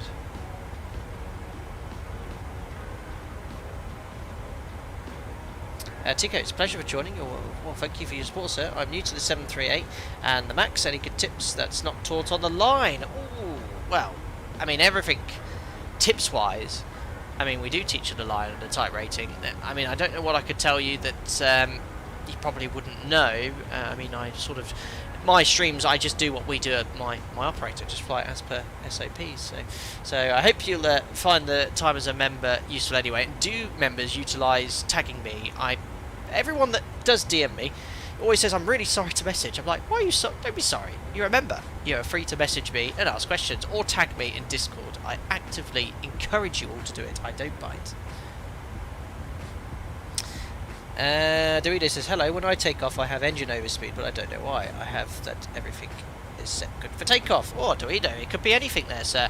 As long as you've loaded up the FMS properly. So if you go here, index performance, how do I get to takeoff? Can I get to takeoff N1? I'm not so sure, no. Basically, you set your takeoff thrust setting in the FMS, and so long as the auto throttle's engaged and you push toga, the auto throttle will set that as your target thrust setting for departure. We also have lines. So if I disconnect the auto throttle, they have max continuous thrust, and obviously if you set it to the stop, that's going to be, you know, above max continuous thrust. You don't want to be above there for more than sort of 5 minutes, really. But the EEC has protection anyway. So yes, make sure you're setting your thrust properly in the FMS and use the takeoff mode, and if not, you can set it manually. Make sure you look at the FMS and set that as your target N1. As long as AI doesn't take pilots' jobs, we're good. Oh, it's scary, this AI stuff, isn't it? I've obviously heard of ChatGPT, but someone showed me some stuff in that. I was like, oh my god, it's just crazy what this thing could do.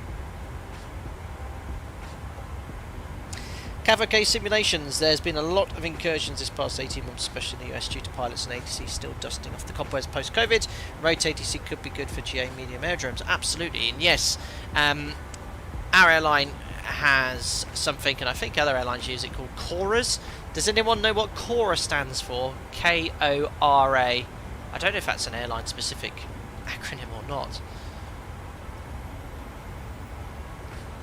No, it's definitely not, because I know it's recognised. Yes, it is.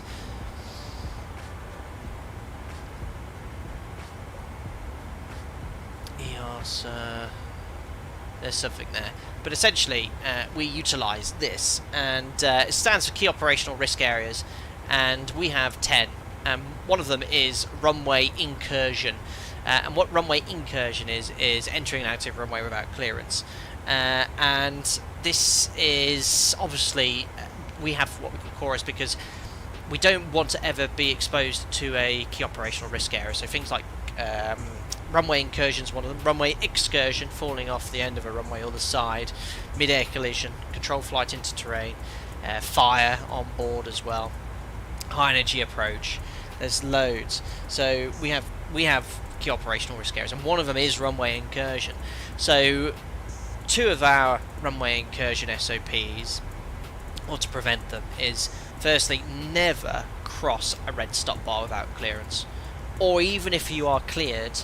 Oh, sorry, let me rephrase that. Never cross a red stop bar even with clearance. So if ATC clear you, if the red stop bar stays illuminated, do not cross it until it's been turned off. Secondly, we have an SOP call. Now obviously I'm doing single pilot operations in a multi-crew aircraft, but on the line, when we get cleared to cross an active runway or line up or take off on our takeoff or on our runway we're taking off on, we have something called a two-phase inter-cockpit call. So it's led by the captain. The captain asks the first officer, confirm read back. He doesn't say the runway intersection, he doesn't say the runway number to prevent something called confirmation bias. As humans, the human mind wants to say what it's sort of thinking, and if you put the words in someone's mouth, so if I was to say to you, confirm straight away, you know, we're cleared to cross the runway, if you've got a first officer that wasn't concentrating, or any pilot, they might just say, yeah, cleared. So actually, by asking a question, they're having to sort of give out the information. So the captain leads it by saying, confirm, read back. The first officer will then lead it saying, yeah, confirm we are cleared to line up and wait, confirm cleared to take off. So that's the first phase. Second one is a visual check, which obviously in IMC you can't do, but in VMC, yes, we visually look, clear left, make sure no one's on final, clear right as well, if that's the side of the runway there. So that's one of the SOPs we have. 52 STCO, could you demonstrate the legs page? I understand that was a significant update in the actual FMS with U12. I mean, U12 was an FMS update ages ago, but I can show you the legs page, but there's no significant changes here in the last years. You obviously have each program waypoint, the track, the distance between the two, and any speed restrictions as well. RMP and actual. So RMP is the required navigational performance for this phase of flight. AMP is the actual navigational performance. You have no control over this. This is the aircraft's estimated position based off all the information it gets about its position. So IRS, GPS, nav aids. And then if you select route data, you can see the wind information for each waypoint during the cruise phase. If you go to plan on the EFIS, route data changes. If I select plan here, route data changes to step, and this allows you to step for each waypoint with a plan view. That's the leg page. There we go. Greg Scott, 48 months as a member. Thank you very much, sir. Evening, Captain. Just got the 4-year badge. Of course. 48 months is 4 years. Greg Scott, that's 4 years you've been a member. The time it takes for a leap year. And I can see, I'm having to stare here, but I can see 4 gold stars retro alpaca. That's incredible. Thank you very much, buddy. 4 years. I mean, I started this channel in January 2017, and I didn't have membership for the first year and a half, 2 years. So yeah, the channel is nearly coming up to its 7th birthday. 7 years! That's insane. I just don't know where that time has gone. Welcome. Oh, there's traffic very close. In fact, same level, 2.5 miles away. Oh my days. You behave yourself. Who is that? I'm drone cannon. Oh, look how good does this sim look? I mean, come on. That looks absolutely incredible, doesn't it? Brother, we need a 7th birthday failure stream, a Concorde failure stream. You have to give credit to Microsoft Flight Sim. How good does that look? Right, where's that other aircraft? Right, let me zip up drone cam here.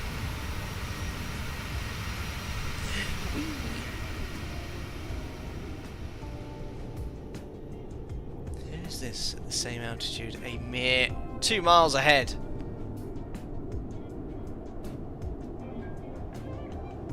It's Andy, I think, in his Alpaca 737. I might step up a little. He's definitely moving a different track than I am, because if I hold the camera still, he's going across. Bye.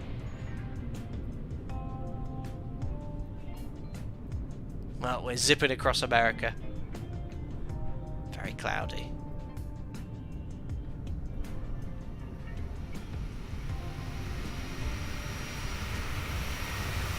There we are. That's so cool. Right, just reset the drone cam. There we are.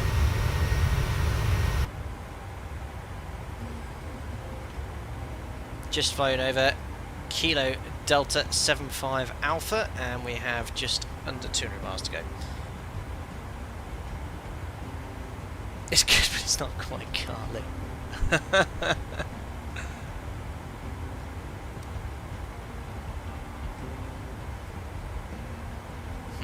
you behave yourself, sir, within the confines of VATSIM and the rules, we could step up to 3.9. No, a little bit heavy. We could go up there, but it's our optimum is 3.8. Definitely 7 years, so many birds given. Giving out birds is a rare thing. Hi Boeing Flyer, hi Captain, a few weeks into distance learning APR ground school. Best of luck with that, buddy. Any tips or advice for specific topics or just generally anything to aid the volume of the 14 subjects in the 6 months? Thank you. It's a long time since I've done my 14 subjects. I'm not one of those people who's fortunate enough to be able to just read and learn and absorb information. We had people on the course who were, and we're all very jealous of them. It is, for me, I find making notes isn't the best way for me personally to revise. I find I end up just copying stuff down. I actually grab the textbook, highlight it, and I do make bullet points.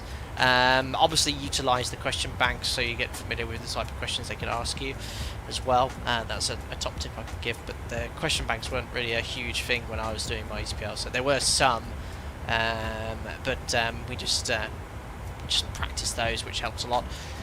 But yeah, it is a lot of work in a shortened period of time. I mean, I guess you're doing it distance learning, so you've got a bit more time to spread it out, but yeah, just you find your way.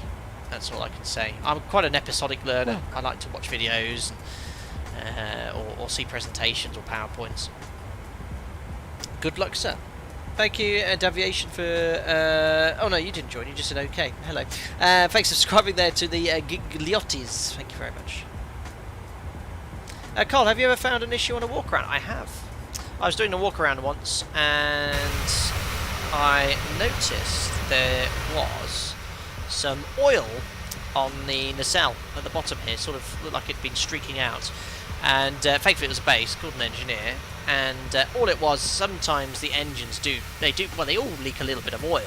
But sometimes they leak a bit more than often. And what had happened, some had leaked and pulled in the engine a small amount. Because I'd flown through a cloud or high, very humid air, it sort of mixed with the water going through the cowling, and it had this black streak. So I was like, okay, just called the engineer over for that. So that's one thing. Bird strikes, I've had a few, so bird debris. Probably on average 3 or 4 a year, I'd say. I'm touch wood lucky I haven't had any serious bird strikes that cause damage, but certainly bird debris that's needed to be removed.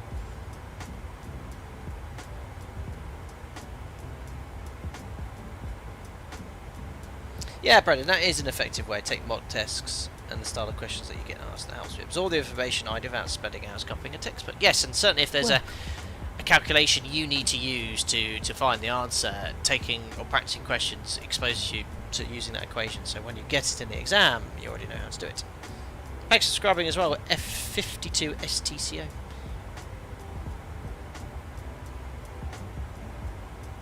Taylor, a quasi-related question. Motorcyclists often claim it makes them a better car driver. Do you think piloting an aircraft has benefited your driving?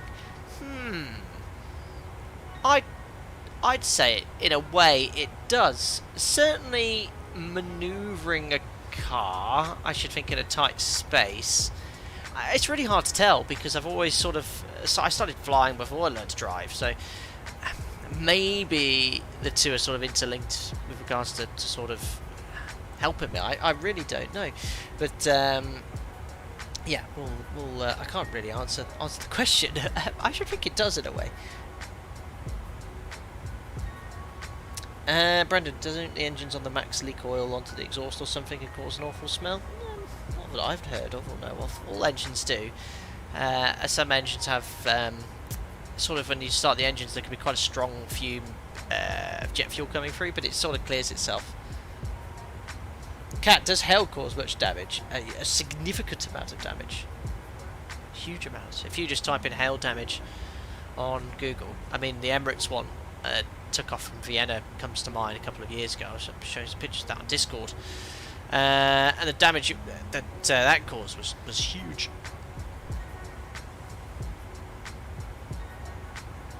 No, is this flight on VATSIM? It is. Well, I reckon it's time for your motorcycle license. Very cool. Fun fact, are you ready for this? My great-grandfather was a world record holder. He had a world record holder for the fastest speed run on a particular type of motorbike in the 20s or 30s, 130, 140 miles an hour.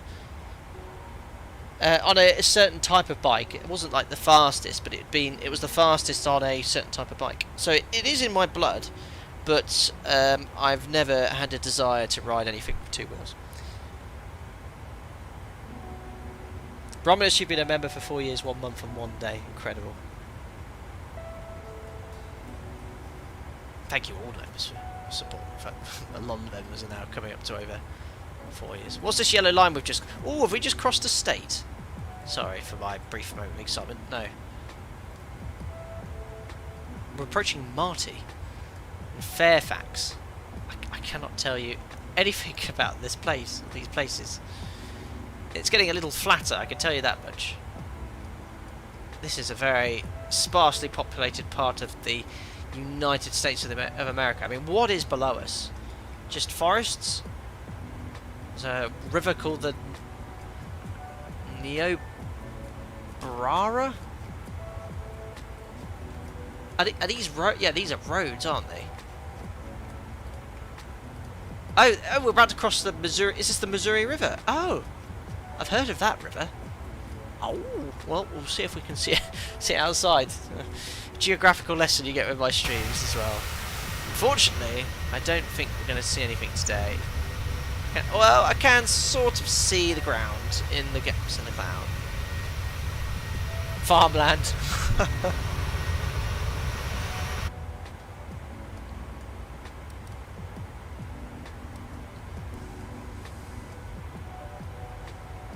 Black Dog 2, the drive to Colorado from the east is very interesting. You don't notice the climb to 5,000 feet on the way there. Yeah, I guess looking at the sort of terrain here, it's a very gradual climb, isn't it? It's a big chunk of America we're crossing in an hour and a half. Such a huge country.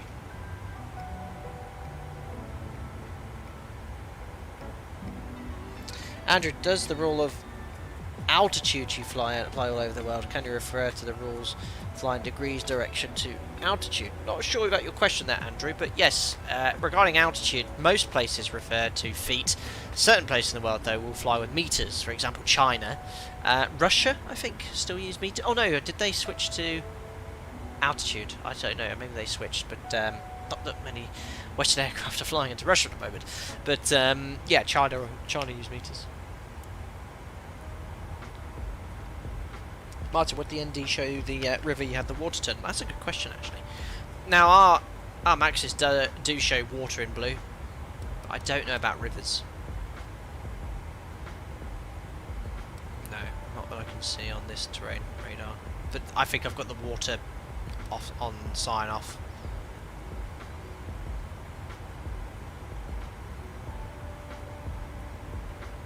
Shane, PMDG or Zebo currently your preference? Oof, good question.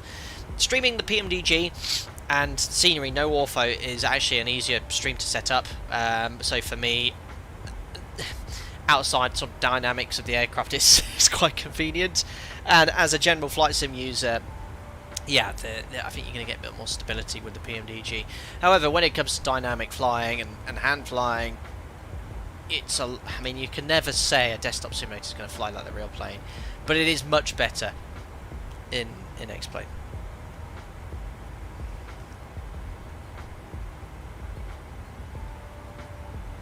Superb. Oh, it's very warm in my office. I had to call out a heating engineer today.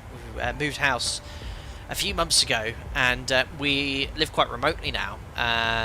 We are off the grid. We have an air source heat pump, so we don't have any gas boiler, no gas connection to the house at all. But the radiators upstairs weren't working, but it's because one of the pumps had failed for the air source heat pump. It was working downstairs but not upstairs, so he's come and replaced the pump, which didn't cost us anything, it was under warranty. And now we have heating upstairs, which is great.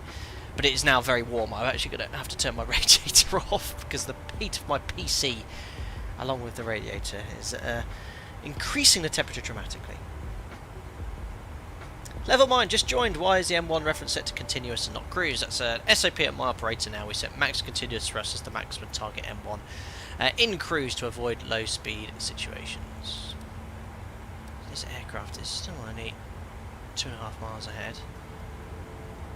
I might just slow down a tad or get him to speed up. There's no ATC at all, unfortunately. Literally the whole, I could see Albuquerque and Fort Worth online.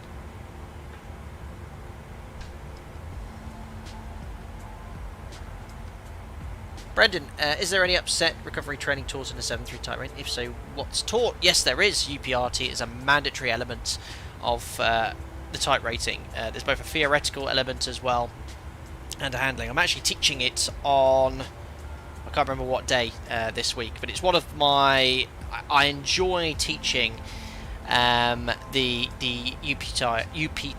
UPRT elements more than others. For those of you who don't know what UPRT is, it stands for Upset Prevention Recovery Training. So it's basically taking the aircraft to the edge of its flight envelope and exposing it to sort of stalls.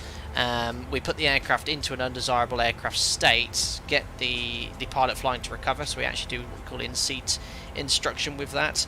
But yeah, it's a great fun session. What else do we do? So stall recoveries, flights with low speed and high speed, and all the indications on the primary flight display, steep turns as well, thrust limit, engine acceleration activities. We demonstrate Mach Buffet, G-loading, so yeah, trim state awareness, so you know what we're talking about on the climb. We actually show you how effective the trim is. So I teach it in a level D simulator. I know what the trim does. I can tell you the PMDG does not do it, regardless of what anyone might tell you on the forum. It ain't good. Do you simulate different aircraft weights? Yes, throughout the type rating. They are generally at typical loaded weights, but on one of the engine fire simulations, it's at maximum takeoff weight. Not much changes. The aircraft handles like it is heavy, but the same rotation rates, speeds are a little bit higher, but you can't really tell a significant difference. You can from say empty to full, but yeah, it's from a handling perspective, not much difference.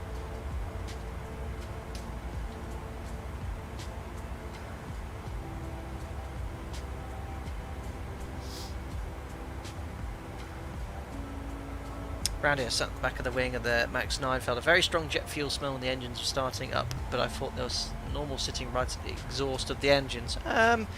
Yeah, there can be some smell that does come through the engines during the engine start process. It usually clears up after a while. Also on the ramp, if there's an aircraft in front of you, also starting its engines or you're taxiing, you ingest its fumes as well for the bleed system, so that could be a part of it as well. Matthew, do you guys do inverted flight recovery as well? No, the UPRT is done nose high recovery. It's about, well, it doesn't actually stipulate a roll, but it's above 25 degrees nose up. I usually do 40 degrees nose up, slight roll, and nose low is roll in excess of 60 degrees and 20 degrees nose down. It's nothing too bad, but they have to have their eyes closed. So for guys that, would you? Well, no, I'm on VATSIM. I'll do a little video, I think, to cover UPRT.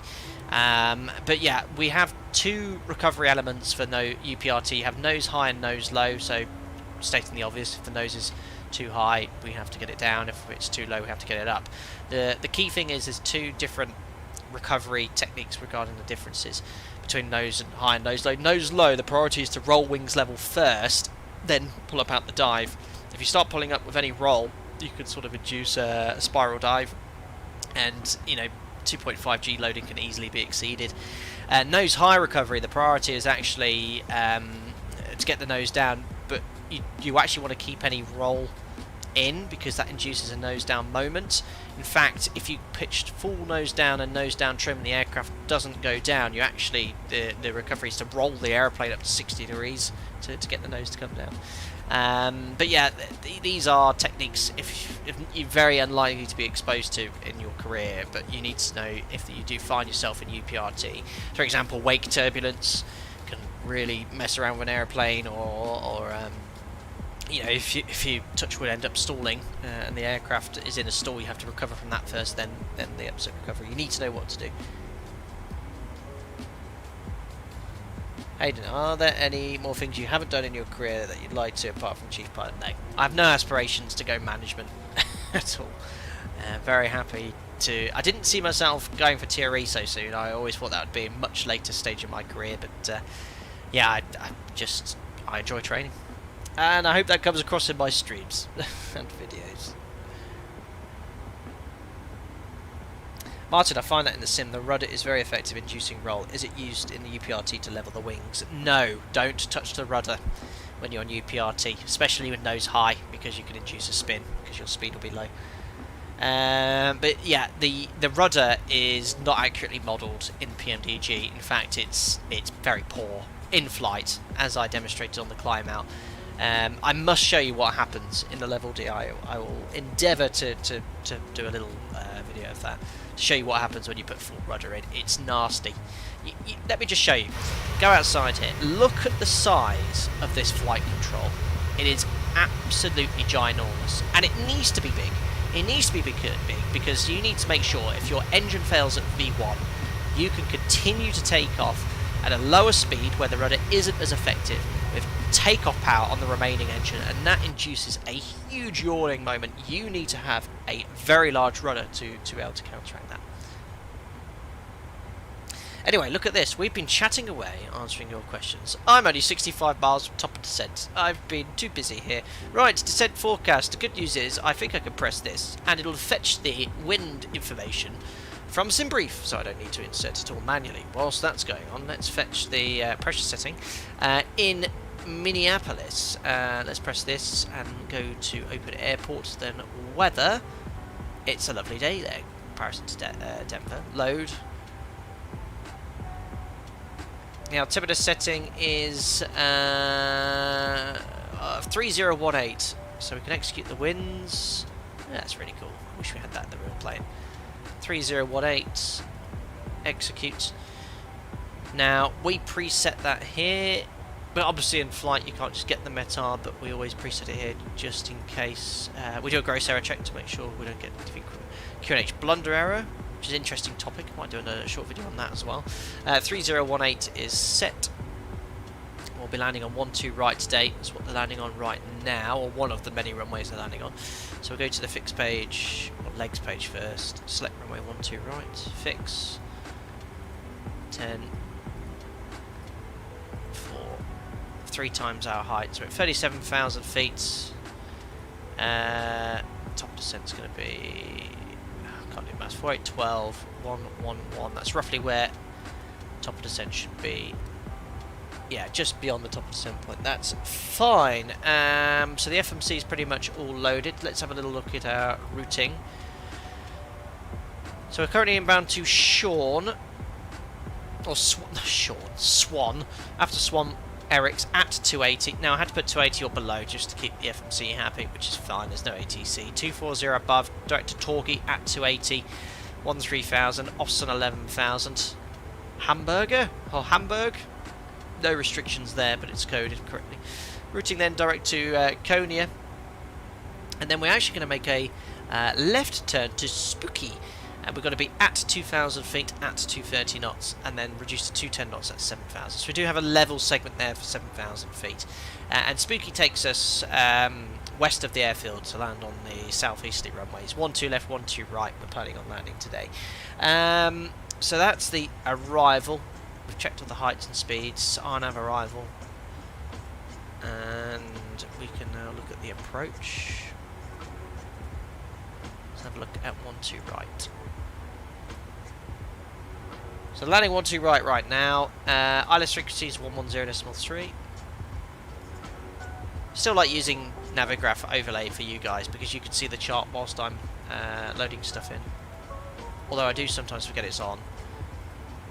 So frequencies are tuned. We'll choose the Minneapolis VOR on standby. So it's a VOR 15.3.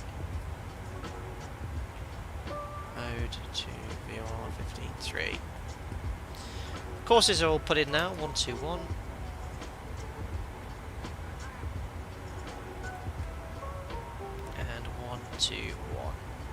Minimums, ILS, Cat 1, 1,042 feet, 200 feet AGL. Ah, wrong one. Takes ages to set. Would you ever want to do a cabin crew job? Not now, but in my earlier days, it's something I did consider before becoming a pilot. A lot of my colleagues are ex-cabin crew. And they know, obviously, a lot more that's going on in the cabin than I ever would. Which it brings a great benefit. Oh, this takes ages. I'm having to use my high-speed mouse wheel. Thankfully, I can unlock it and just spin it.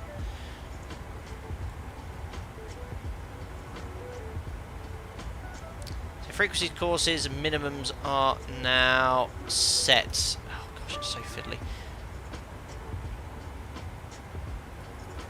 Perfect. RVR, America, 1,800 feet, I think. Half a mile, about 550 meters, I think. That sounds good. Right, let's check the descent path and step down points as well. So Zesty, Araba 4,000, Kins 3,000 feet, and then down to the runway 892. They still don't have a glide path coded here in the FMS. They should say 3 degrees, which it is. It's America, so don't expect the DME to read 0 at the threshold. It doesn't. It's 1.5 DME at the threshold off the ILS there. So straight in from there. MSA, highest to the north, 3,500. Now, in the middle of a missed approach, we'll climb to 1,300 feet, which is only 500 feet above the ground. Make a right turn to 3,000 feet direct to the Farmington VOR and hold. Well, I'll put Farmington on standby my side. Very good. That's all set. AG Furnace is RST reset button. Yes, if you push the reset button and bring it back, it should be your previous height though. It doesn't reset to 200. Good. Let's have a look at the runway then. Massive airport. It's still far too many runways for my liking. Let's have a look at the landing en route performance.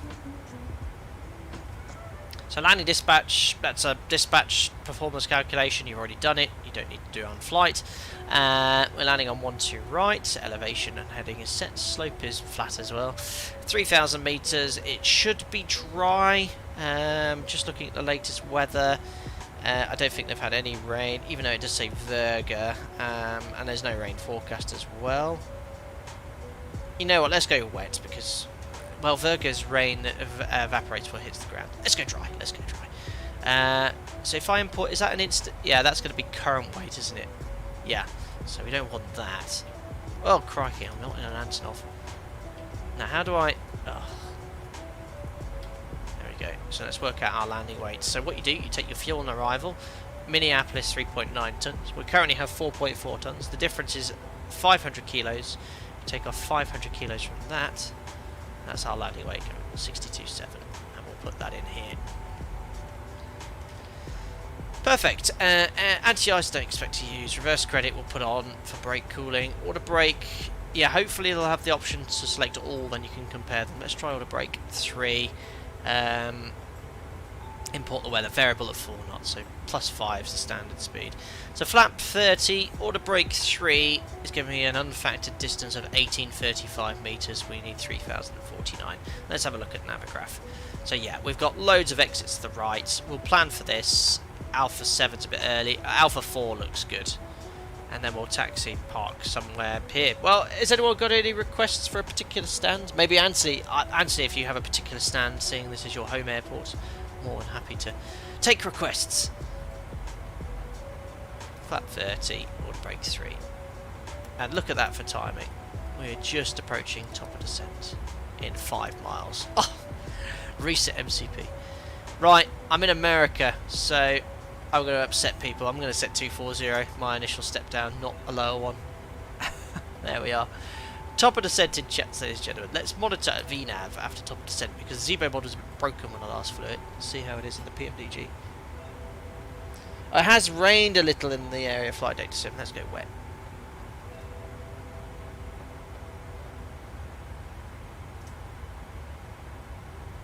See what difference it makes actually.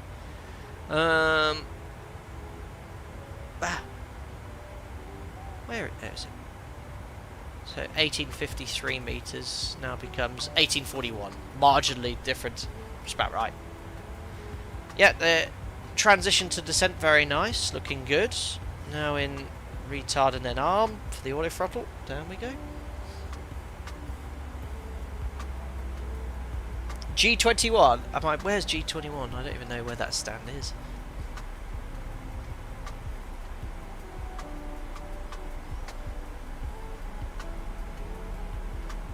Right in that corner. Okay, well, perfect. If I go Alpha 34, I can take G21.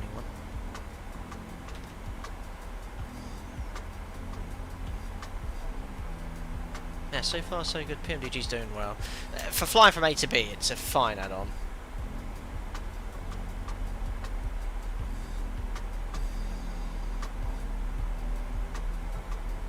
Holly says, I've been flying on X-Plane for quite some time now. Unfortunately, it's become outdated, which is why I'm looking for an upgrade.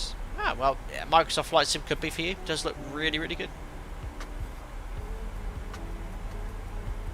Flying still, hi Captain. Is there a preferred methodology to tackle an emergency in the 7.3? Any rare emergencies that stands out to you would be wonderful. Well, I hope I'm never exposed to any. There's certainly some of the more serious situations. We have something called memory items, so we need to apply these in a timely manner to make sure the aircraft is appropriately configured or secured based on the failure. So we have several memory items associated with engine failures, for example. Things like fires, severe damage and separation, engine overheats, surges and stalls. Other ones like rapid depressurization, we have preset drills to apply immediately if the cabin altitude warning goes off as well. Smoke, fire, fumes, we have also steps in a QRH to follow too. These I do not wish upon anyone. There are situations which are outside the scope of non-normal checklists. So when I've done the engine failure streams where we looked at multiple failures, we're sort of looking at that sort of guidance, and you have to sort of use some of your just experience and training to deal with the situation. It sort of talks about situations where, you know, you have no elevator control, so consider using thrust to control your your pitch or the stabilizer trim. Controlling roll with thrust. These are really dire situations, but there's just guidance. There isn't actually any set or set guidance on dealing with these situations. And see, I only picked that gate because that's where I was the other day. Well, we'll go for it. G20, G22 it is. Was it G22, G21? G21. More Nick Deltas. Bank angle 25. Look at that contrail. The modelling of the contrails is pretty good now, isn't it? That site is a very familiar site for me at work on the airways.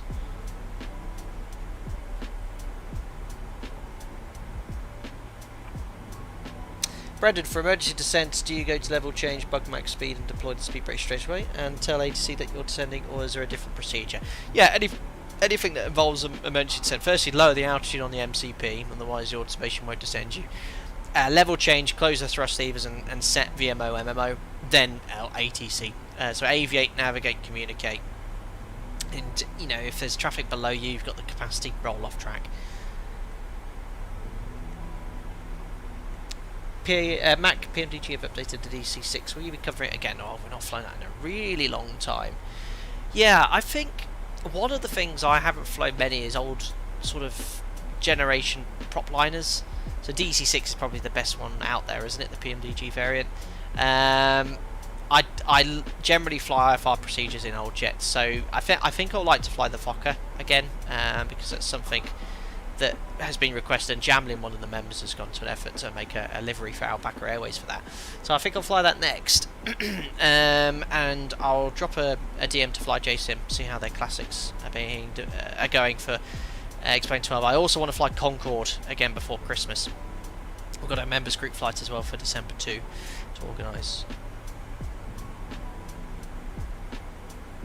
You're welcome, Flying Seal. David, caution traffic ahead, looking a bit tight. David, what's your speed? Because yeah, we are far too close with no ATC here, so I'm going to slow down. Okay, I'm going to go to 250 knots. If you keep up 300, that should be sufficient spacing by the time we get there. So I'm going to do 250 knots. Okay, When you update your speed, make sure you update your VNAV as well to change your profile. That's put me a little bit high, which I can expect because we're flying slightly slower. MH, do you use Lido or Jeppesen charts for your company? Neither. We use NavBlue. Does anyone know what company NavBlue are? I really like the charts we use as well. Much more with Jeppesen. So using a bit of speed brake. I have to say the speed brake modelling and the PMDG is pretty good. The rate of deceleration change is very poor. Airbus, it is. Yes, we use Airbus charts at my operator. NavBlue they're called. I really like them. Much cleaner than Jeppesen, decluttered. No, I don't say Jeopardous. Shame. Shame.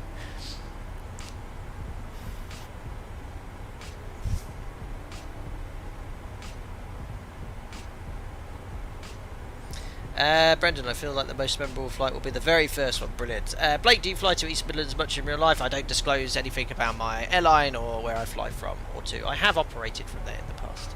Andrew, what about some triple engine flying? There's the new MD-11 coming soon, out for pre-order, and I hope the 7.2 update for X-Plane 12. Yes, how's the Rotate MD-11 doing, guys? That is a nice little add-on now. It's improved significantly.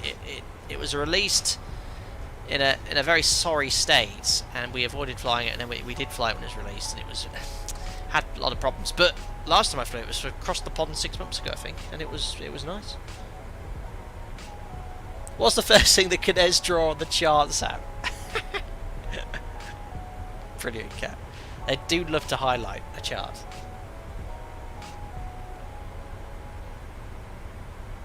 Jacob, hi. I've recently had the chance to experience and do some hypoxia training. Wow, was it in one of those pressure chambers, Jacob? Very interesting experience. Have you ever had any hypoxia training in a hypoxia chamber? I've heard it's rarely done. No, nothing like that. We're obviously taught to sort of recognise the signs of hypoxia, but you know, as soon as we have any cabin altitude warning horn go off, we immediately don oxygen masks, so we're not exposed to it. I'd be curious to try that. I remember watching, I think it was Jeremy Clarkson. He went in one, and he couldn't complete a simple puzzle, like a kit, a baby's puzzle, to put shapes into holes. Scary.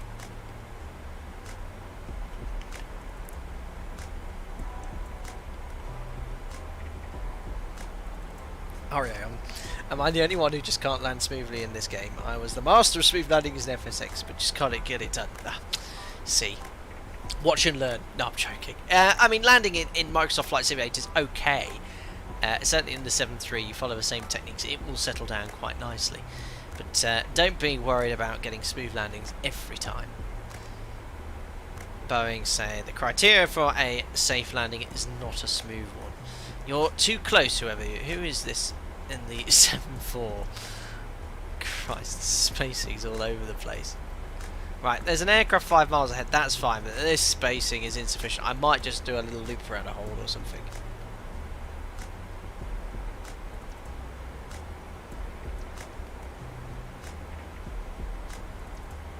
Hi Wazy, I have an alpaca livery for the A350. Am I able to use it? Absolutely. All the liveries are free to download and use.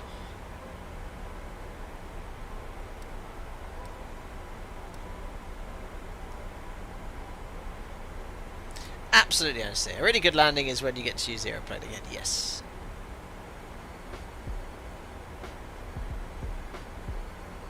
Thanks G-Face for sharing. Hope you're doing well. That G-Face 100 is the creator of the livery website. He spent his spare time making that. Thank you very much for keeping that up and running and doing it. When I fly, I always go to the website to download the latest versions. And have you ever had to do an RTO? A very low speed one, Ants. Very low speed one. It was so low speed, I could actually take off from where I stopped because we planned for an intersection departure, and we were way before the intersection still. So we just set the parker. There's no one on final. We had an annunciation. What was it? Was it door? I think it was. A handle hadn't come quite. We got a door entry light, and it was the handle that just wasn't very tight down. Oh, someone says don't lop. I'm slowing to be behind you. Oh, someone's slowing down. The DLH. Is that Lufthansa? Yeah, I need to. You're far too close. 2.5 miles is insufficient separation, sir. I might have to do a hold. V1 says centerline landing zone. Don't break the airplane. Good landing. That's it. He's hit the nail on the head there.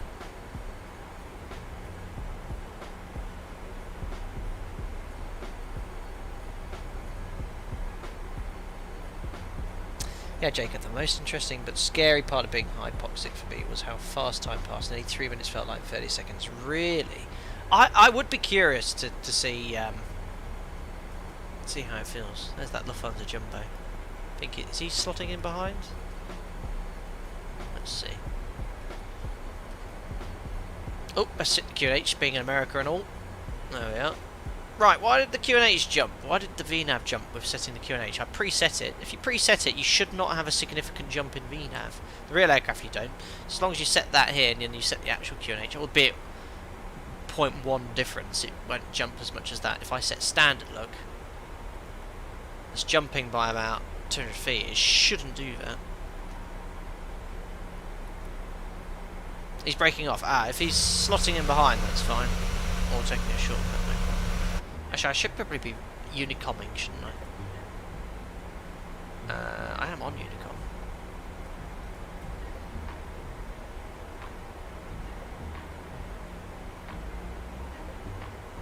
Hi, Dr. Wolf. Thanks for popping in. Hope you're doing very, very well. 737 symbol, going for your final assessment BA Academy soon. Any final prep tips and good exercise and interviews? Best of luck with that. Very exciting. Nice to see some airlines offering sort of bodied ratings and training. Yes, I just brush up on your mental arithmetic. I think BA, don't they require verbal reasoning as well?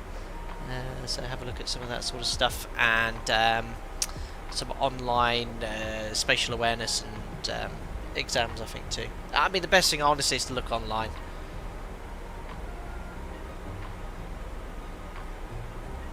Yeah, I think I will, Anthony.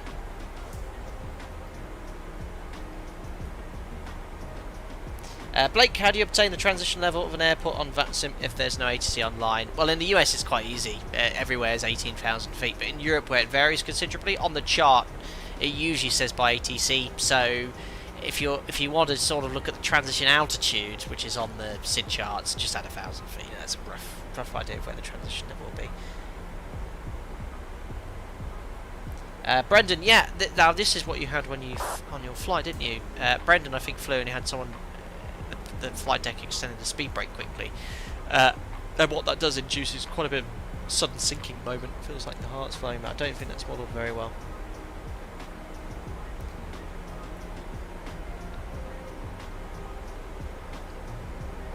Yeah, I think what we'll do is do a little spin in the hold. It'll be quite cool to demonstrate.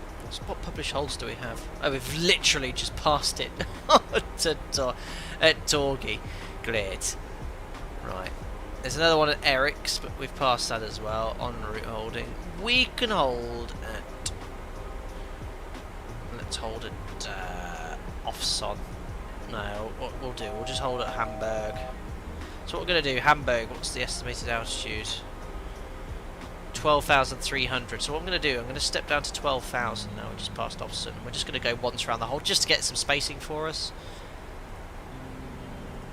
So we're going to hold at Hamburger. Hold at Hamburger. What's that saying? No, what? That's better. I mean, there's no published hold here, so I'll do it the same direction as Torgy at least, so it makes sort of sense. 072 left.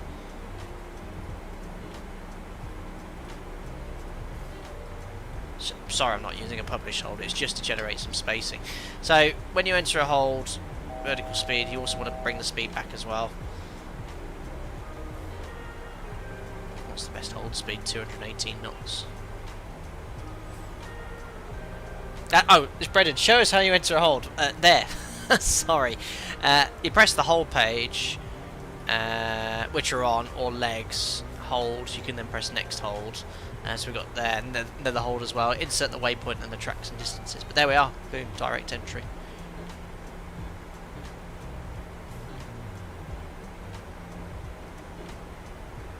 Yeah, it's great when you got that simple when you have it. It just sort of requires a bit of sequencing. Oh, flipping heck. Okay, now we've got to sort of slot in with all of these guys. A lot of you flying in.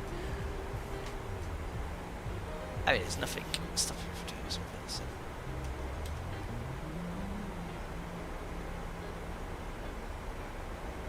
Oh, Tico, wow, I realised that the live stream was 8 minutes behind. Andrew, I'd love to see you fly out of Bergen again. Great for airport for European flying. Yeah, we've done a few streams out of Bergen. Sun setting here as well.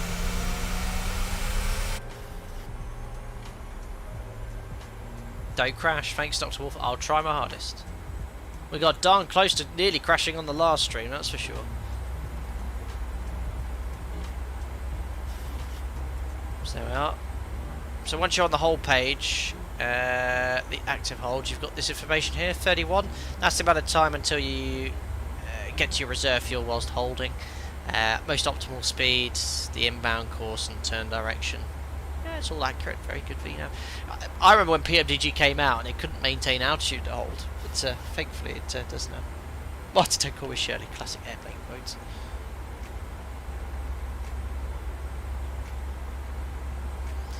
Chico, have you ever done a flat 15 landing? No, not on the line. Flat 15 is a non-normal landing flap setting, so things like loss of system B, engine failures.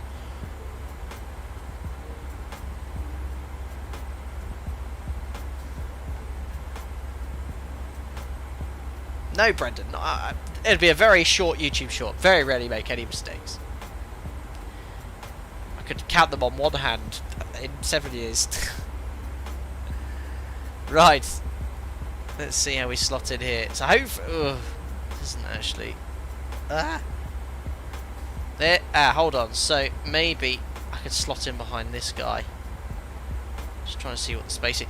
Yeah, that's not ideal as this guy's coming up as well. So what I'm going to do, actually, by the time we go left on the hold, we might be able to just squeeze in behind this guy. Can we see him? God, look, I mean, this looks epic.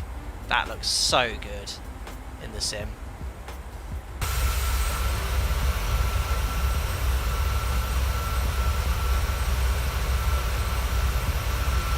Do you play lo-fi music during the cruise? No, Rod. Dude, I like this sort of music for the stream though. I think they've even got a Christmas playlist on the Epidemic Sound, so we'll look at that in the run up to Christmas perhaps. They've also got some really cool sound effects.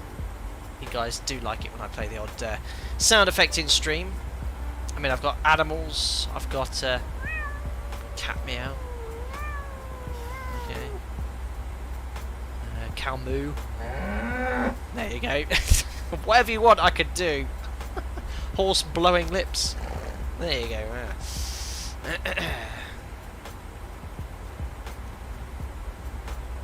I've got you covered.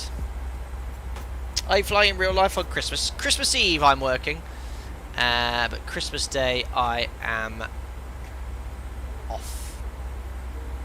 And the days after, which is great. Where's this map? Because I think there's going to be another conflict here. Yes! That reminds me of that game on the iPhone. Where you have to drag the aeroplanes into the airport. Right. What we might do is roll out on heading this way and just create a bit more separation. Faulty fire alarm needed a ladder to access. Great prep for landing. Oh god. Who remembers that game on iPhone? I bet it probably still is. I mean, look at this. This is triple TCAS event. Right, I've just made it worse. He's just 1400. Oh my days! So this whole idea of holding to create space, I've made it. I've made it worse. Andy, I've got a plan. 2 tons. Andy, what do you want to land on 1-2 left, or I'll land on 1-2 left? That'll work. That looks like an intercept, I know. I'm not doing this on purpose. Anyone else to log on and sort this mess out? I'm doing my best there. Right, I'm doing 220 knots, and if Andy does 250, we should be fine. The holes in the Swiss cheese are lining up. Cheers, James, absolutely. We need to put a big bit of EDAM in to block it off. Quick. Oh, this guy's en route. Okay, fair enough. Right, Andy. Flight Control HC. That was classic, wasn't it? Right, I'm going to route now. To exit hold then. The easiest thing is just to route direct to the next active waypoint. Gets through the hole like this. LNAV.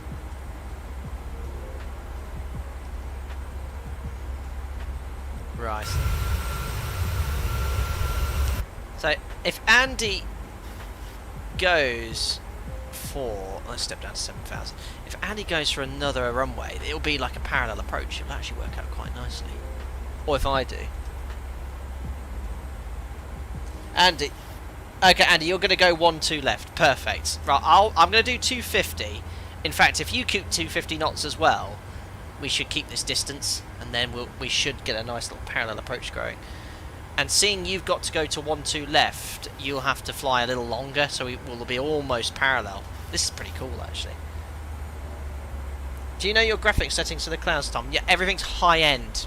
The preset high end, and then I bump up the level of detail slightly. It just, for me, gives a nice trade-off between performance and graphics. It still looks epic. This is high-end. Rock, paper, scissors for the runway.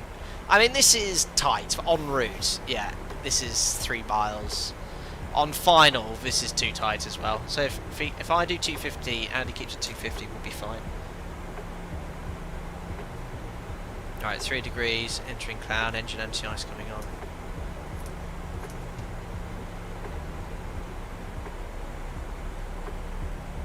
Yeah, PMDG's handling nicely. Once you've got the autopilot in and flying from A to B for that sort of stuff, it's fine. It's the outside the normal flying where it sort of needs better modelling. T-Face, I have a number for you to ring. No. Sorry, don't have roaming data or charges in the US.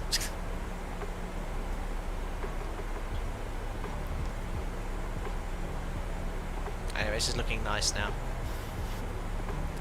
So I can't quite see. There he is, look. And there, down below, is Minnesota, ladies and gentlemen. It's Minnesota, isn't it? Oh yeah, look at all this farmland. Small built-up area there.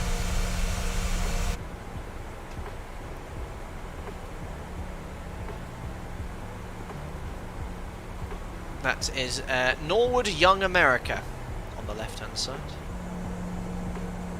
Out the window, if you're a passenger on Alpaca Airways today.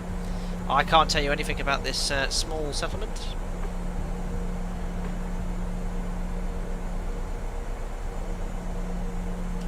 Perfect. Right.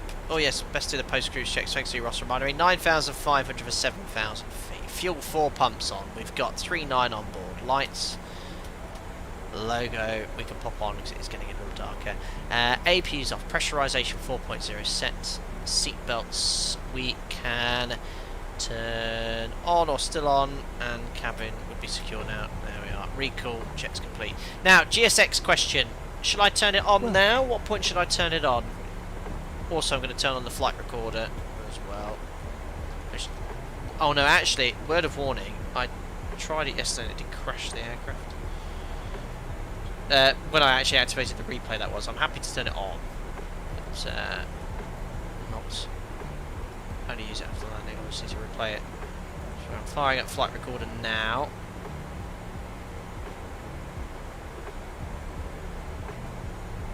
Perfect. Flight recorder is now on and replaying. There's Andy ahead of us. This is looking good. So we'll level off at 7,000 feet. If you look at the arrival, there is a brief level segment at 7,000 feet at Spooky. And then we've got to maintain that height until Krug. And then Krug takes us on to ILS 1 to right.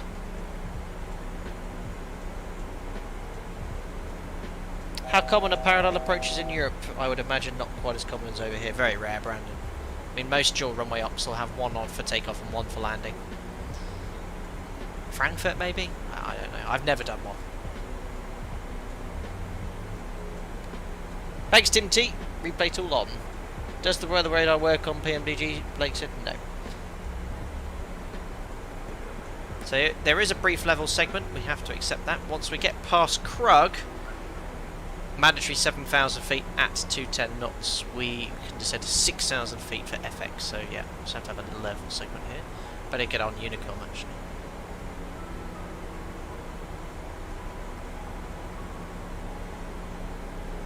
Not on Heathrow in the early hours. Ah, there we go. Minneapolis traffic, Cal Packer 9 Kilo, routing from Crooks directed CJ for ILS approach. There's another aircraft there ahead. Looks like that's the one I think we're getting spacing from. That was 8 miles away. Quite some lakes around here, isn't there?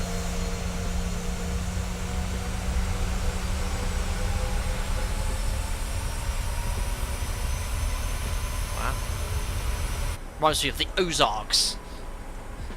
That Netflix series. Dr. Wolf, how long will you be streaming for? This only one sector today. It's 20 past 10 here in the evening, and I'm going on to earlies next week. Right, 6,000 feet. We can now step down to.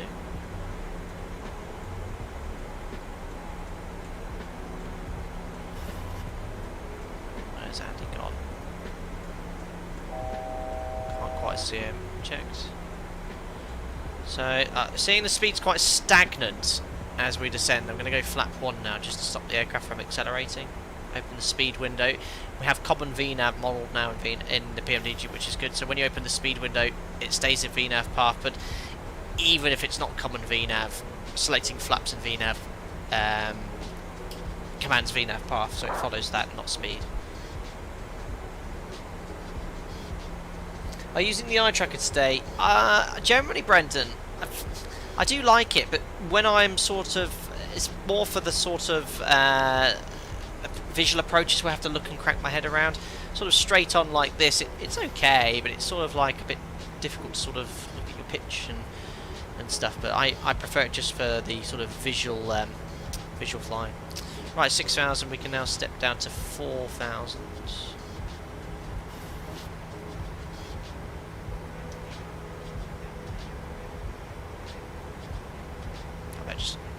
Unicom this Minneapolis traffic, Alpaca 52, 11 inbound to Zesty for ILS 1, 2, right. I did a Unicom. Right, flap 1 speed checked and configured for flap 1. Approach checklist, we have the frequencies, the rings, the idents. The ident is India Hotel, Kilo Zulu. Why the course is blanked, I don't know. Shouldn't be. ILS selected. Standby instruments are set. Courses are. Ooh, that's why. I've got to set the course that side. That should make it happy. There we go. All good. Checks complete. There's actually quite a bit of spacing now from Andy and I. Oh no, he's actually on my left. I'm looking at the wrong person. Where are you, Andy? Oh, there he is. This is going to be a very nice parallel approach here. Flat 5. Just turn that music off as we come to the approach phase. VNAV is working well in PMDG here. The VNAV is doing a really good job. The Zibo mod at the moment has a tendency to level off approaching the final approach fix, but this is pretty nice. Slightly shallower than I'd expect, but well, actually I have to say no, it's pretty good. It's put us bang on glide slope. Nicely done by PMDG. Martin, you're getting sporadic shutter. Sorry to hear that. Yeah, please traffic Alpaca 9 Kilo, fully established ILS runway 12 left at 13 DME. That's amazing. Andy took off the same time, but we've now ended up on the same bit of sky, almost parallel approach here. Localizer alive. Glide supply varmint approach. Vertical speed, just to shallow it off there. And localizer alive. Localizer capture. Runway heading 121. And the missed approach altitude. Glide slope capture is 3,000 feet set. Nicely done. Nice CDA there. Look at this, Andy. Parallel approach. Completely unplanned, but working beautifully. Amazing. Unfortunately, this will not play on the replay, but could somebody grab... I'm actually going to grab a screenshot of that for Discord. Amazing. And that is... Because I don't do many crowd animations, and that looks fantastic. Wicked. I'm going to do another one. No one's flying the plane except Jim. Look at this. Look at this. Slow down. No, I'm all good. 9 miles, flat 5 speed. I don't need to configure till 4 miles. This is just epic. In fact, this would be great for the eye tracker.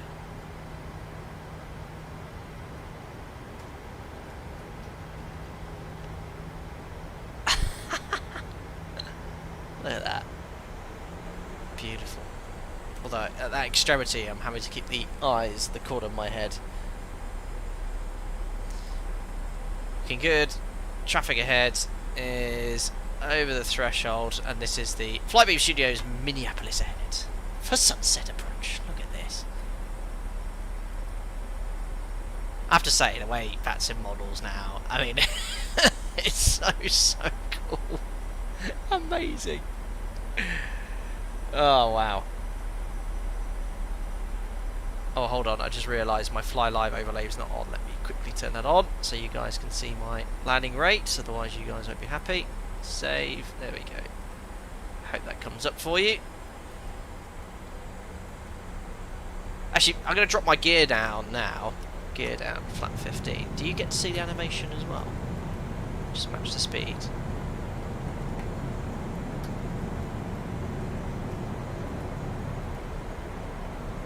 Can't zoom in any more than that. I've still got a few more miles before I need to select landing flat. Oh, look! See him dropping the gear! That is so cool! There's Minneapolis in the background. Oh, it's just epic. Checked, flat 30. Better do some fly. Oh no, we're still quite a way out. Oh no, of course, no, this DME is not 0 at the threshold. Start switches. Recall is checked. Speed brake. Armed green light. Landing gear down 3 green. Order brake sets. Flaps 30 green light. Lights on. Checks complete. RIP FPS. Although his nose wheel's not down, sir. Good luck, Andy. Right, I best do some fly really. Right, 500 continue. Disconnecting auto throttle. Disconnecting autopilot. Unfortunately, I can't look anymore. I need to land. So is this park down here, Anthony, the one you mentioned?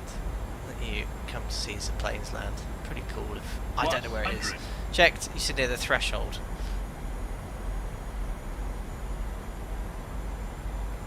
Speed's a bit low. Continue. Lovely weather here. A middle marker? Well, I haven't heard one of those in a very, very long time. Where's the inner marker? 100. Checked. There it is. 50, 40. 30. Check. 20, 10. Close. Hold the attitude. Floaty here. Come on. Settle down. Lovely. Speed brakes up. Just in case it isn't. Reverses. 79%. 100 knots. 80 knots. 60 knots. Cancel the reverse. We'll take the next left. Ladies and gentlemen, welcome to Minneapolis, Minnesota, US of A. That was an epic approach. That was just epic. Oops, I forgot to turn off GSX. Turn on GSX. There we are. Amazing. I've got full left. Come on, PMDG. You've been behaving really well today. Turn around. Oh, it won't turn. That's full left. Understeering. Understeering. There we go. Wow, that was mega. Right. So we're now on Alpha, and we're going to choose G21. Minneapolis, traffic Alpaca 9.5 kilo, vacated runway 12 left. Alpaca 5211 vacated 12 right. Taxi to stand. Golf 21. That was epic. Right, let me... Fantastic simultaneous landing. Mega. Right, Concourse G. G21. Small. No, should we request to follow me? Just so I never get lost. Tell me what you want in chat, and I will do as you please. Last time I used it was quite funky, but yeah, this is the lovely Flightbeam Studios scenery. We'll have a quick look around. And we'll carry on Alpha, and then go Bravo for stand G21. Do it, follow me, yes, okay. Let's see what happens. I'm just gonna... Do I stop, or can I slowly taxi forward?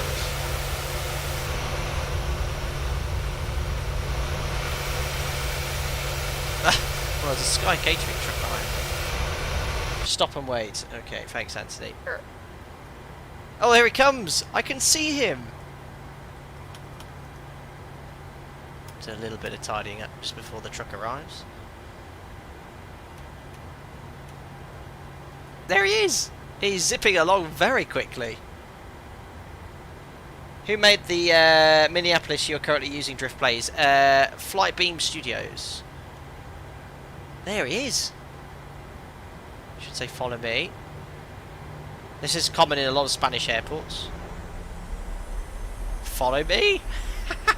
So good. This GSXing is really, really cool. Don't go too fast though, sir. Right, let's do the rest of the cleanup. Taxi light should be on. We'll crank up the APU.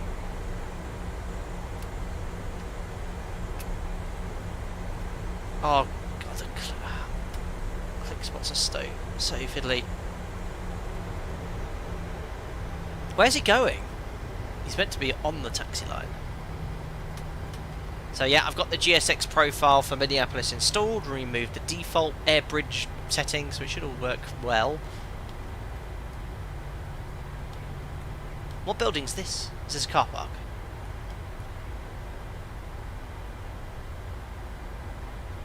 What's the benefits of follow me car, says Aaron? Don't get lost. that's the only benefit. A lot of Spanish airports have them. Tenerife, Alicante, not Valencia, I don't think they have them. Lanzarote. But yeah. There they are. Waiting for me. Follow me cars brought me to stand. Very well done. And this is Golf 21.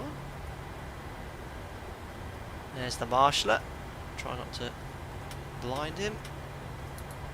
AP's on bus. Oh, there we are. We've got the guidance alive now. I guess there's a way of turning off this sort of setting here. Just want to get back on the nose wheel. See all the ground air equipment getting ready as well. Very good marshalling. Look at this. Oh, getting ready to tell me to slow down. Over the arms. Braking's a bit too far. That's fine. Let's wait until see if it gives me the park. Yeah, engine's dead. Look. Parking brake set. Is he going to do anything else? No, I don't think so. Ladies and gentlemen, welcome to Minneapolis. It's just so cool. Really, really epic. Oh my god, no!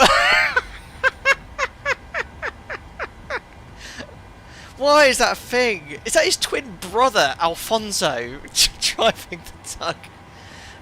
Is that because I parked it brilliantly? Now what's he... Is he bowing?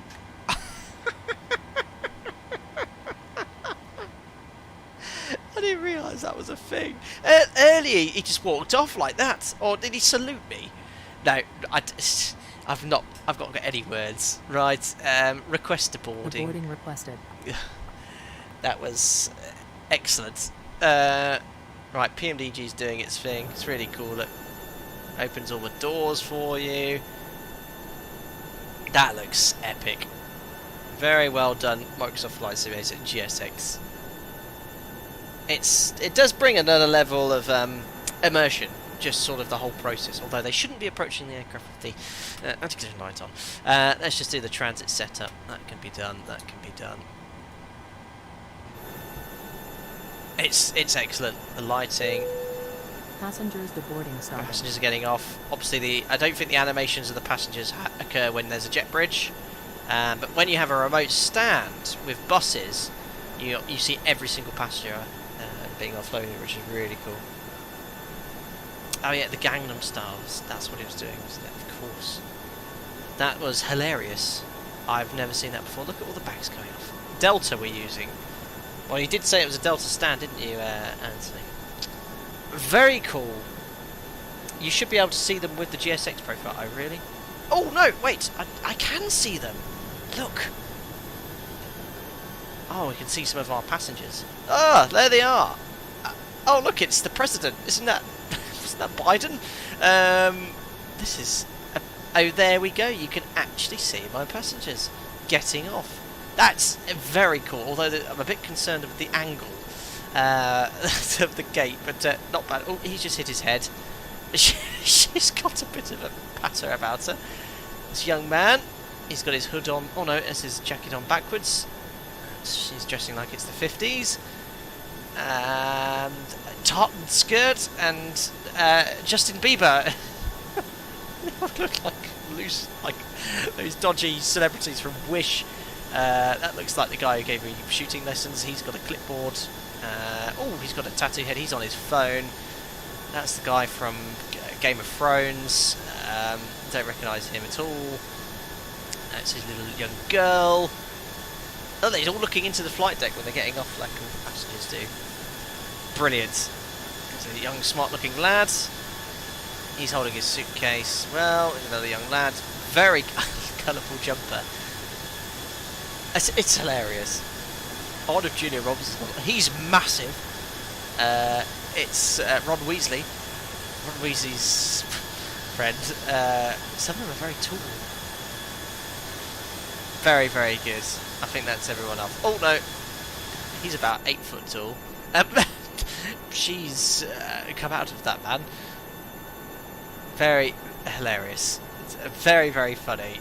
What a superb immersive add-on this is. And there's an Alpaca Airways just parked on the stand next to us. Superb. Very, very good. Yes, well, here is the lovely Minneapolis scenery from Flightbeam Studios. I don't know much about Minneapolis apart from one of my members, Anthony, and moderators, is from here. But Flightbeam Studios have very, very nice scenery. The add-ons always look very, very good and very FPS friendly. Sometimes some of the really big airports can hit the FPS slightly. I mean, I'm quite lucky to have a good PC that handles it well, but I have no stutters, smooth as anything. And when you've got these GSX profiles installed with GSX, it just adds another level of immersion. There's an aircraft landing over there. Well, we must do a busy VATSIM event on Microsoft Flight Simulator with all the traffic add-ons and, well, with VATSIM and all the GSX profiles. It would bring another level of immersion. The only thing is, unlike any builds, you can't actually go into the terminal, so you sort of do that and it just spawns onto the roof. Unfortunately, so they don't have the sort of modelling details. Oh, look at that! The night lighting just come on. That was good timing.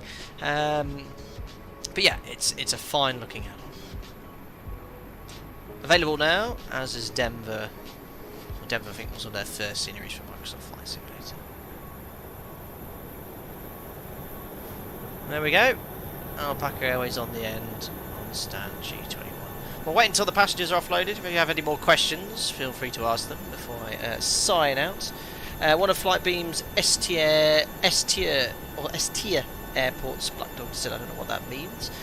Charlie's mother once called Alpaca proper banging, I recall. Oh yes, I remember that video. Where's the next sector to? All done now, Anthony, all done. I do. Well, I'm off tomorrow, but I'm trying to get my body clock to earlies. I've got to get up at sort of 3:30 all next week in my next few blocks for the sims I'm on. So I will be going to bed as soon as this is finished. Oh, top tier is their best sceneries, I guess, there. Jada, for this understanding, I found out that if you turn the tiller slowly to just like 80 to 90 degrees, it behaves like full tiller input and steers like how it should, in my honest opinion, but honestly, I'm not a real 737 pilot. Yeah, so in the PMDG, if you don't go full tiller, you get a bit more, but full tiller gives you full turn angle, so it should do. If you... Basically, I sometimes just can't get into taxi where I want it to, so they just need to give more tiller authority to the rudder or something. Within the confines of a desktop simulator, that's what you need. Cheers, Waypoint Richie, glad you enjoyed the stream. Stephen, that baggage handler is far too delicate for real life. Brilliant. Lee Russell, enjoyed the stream tonight. Nice and chilled with plenty of laughs. Cheers, Lee. Thank you very much for popping in and for your continued support as a member, buddy. Andy, that's me. That part next to you. That approach was so cool. Very good, Andy. I took a couple of screenshots. I'll pop them in Discord after the stream. It's been a long time since. Well, that's the first time I've done a parallel approach in fact, it's completely unplanned. I went once around the hold and ended up right below you. But your decision to go to the runway, A, massively helped me, and B, by the time you got onto that other approach and I lined up with this one, we were almost directly parallel. Very good. Yes, going to do the replay. Well, I'll end GSX now then, because it will just carry on offloading stuff and then say flight complete. And I guess with GSX, it allows for multiple sectors, so you can just reload another Simbury flight plan and just go from there. Right, anyway, let me kill it off. So, I don't know how to... I think I just press that. No. How do I actually disable it? Oh! Oh, crap. I don't know if that's... Has that completely broken it? Okay, I think that might have just turned it off then. There we are, and I've turned it off too. Right then, let's log off of VATSIM, because that can cause issues if you're using this replay tool. There we go. Thanks to the ground controller coming on earlier for some ATC. And let's see if the replay works. I did have a few issues testing it the other day. I updated it. So hopefully that has worked. Let's have a little listen here. Ooh, why is that not working? There we go. Right. Stop recording. Replay. Okay, I think that's worked. And I think what it also means with the update, I don't actually have to reconfigure it. I can just basically move it to the approach and it will configure it for you. I am just spamming the flap 40 button anyway. The flaps are coming out very slowly. And I forgot to close the door. First time at PMDG I've had to do that. Never mind. Maybe if I load a panel state now, but I probably won't do the aircraft any good whilst replaying. Let's try it. Sync rate. Sync rate. I'm loading a panel state whilst replaying. Ooh, Sync rate. might have worked. That's not very... hold on. Oh! Yeah, I wasn't actually on the replay. I was flying live there. Right, let's have a look at that. At least the stairs aren't out. Oh no, but the door has closed now.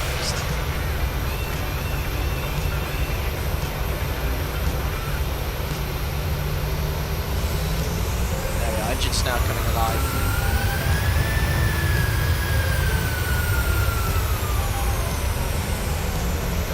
So unfortunately I can't do a wing threshold, runway threshold view.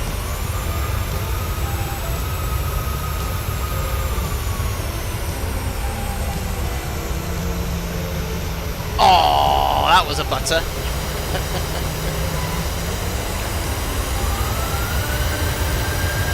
I like this movement on the horizontal stabilizer, jumping up and down. But it's a bit jittery, isn't it? Yeah. Yeah, that's really buggy. What in the world?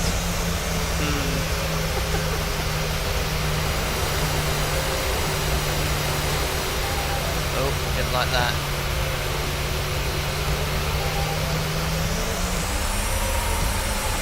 Yeah, that was a butter, wasn't it? Oh. So let's sit down slightly. So that's working well. It's just the last bits of the rollout is very jittery. Let's see if it does it again.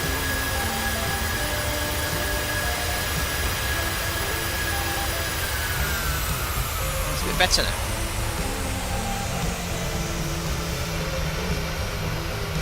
Not bad. Yeah, they don't. If Microsoft Flight Sim can get some things like tower view or runway threshold view for the replays, like an explain, that would be epic. You can set it up with drone cam, but you have to press about 10 different buttons. That'll do. Right, I'll pop us back on the approach. There we are. Pop you back in for a wing view. Let's do that. Just rejig you slightly. Perfect, that'll do. Right then, guys, that's it for today. I hope you enjoyed another Flight Data Sim live stream. Thank you to Flightbeam Studios, who I just have access to all the scenery, which is great. I can just install them when I need to. So it's available now from their website. Thank you very much for sending them over. To all the people that donated today, thank you very much for your generosity. A special shout out as well. Very, very generous donation from Thrust Simulations, who was Bill at the start there as well. Waypoint Richie too, and Anthony for your very generous gestures there. Never ever feel like you need to do that as well, especially Brendan who made that comment. Just enjoy the show, that's all I ever ask for.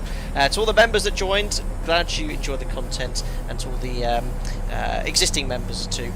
Yes, bear with me, I will get another stage event sorted. I will do it, if not on my days off, during my working weeks. I do have some early finishes this week, so I'll be able to squeeze in something after work for one of those days. I'll think of a topic, or you let me know. I think we've had Winter Ops as one. Someone wanted a Q&H Blunder Arrow demonstration as well, so I'll look at some of that stuff as well. If you enjoyed it though, don't forget to like and subscribe. That's the best way to stay up to date with the latest content. It wasn't that long ago we passed 90,000 subscribers, and we're now at 90,500, so we've already got up by about 500 last month or so, so thank you to everyone that joined. Not long until 100k, it's incredible, so thank you indeed. Enjoy the rest of your evenings, mornings, afternoons, wherever you are, and I'll see you on another live stream very soon.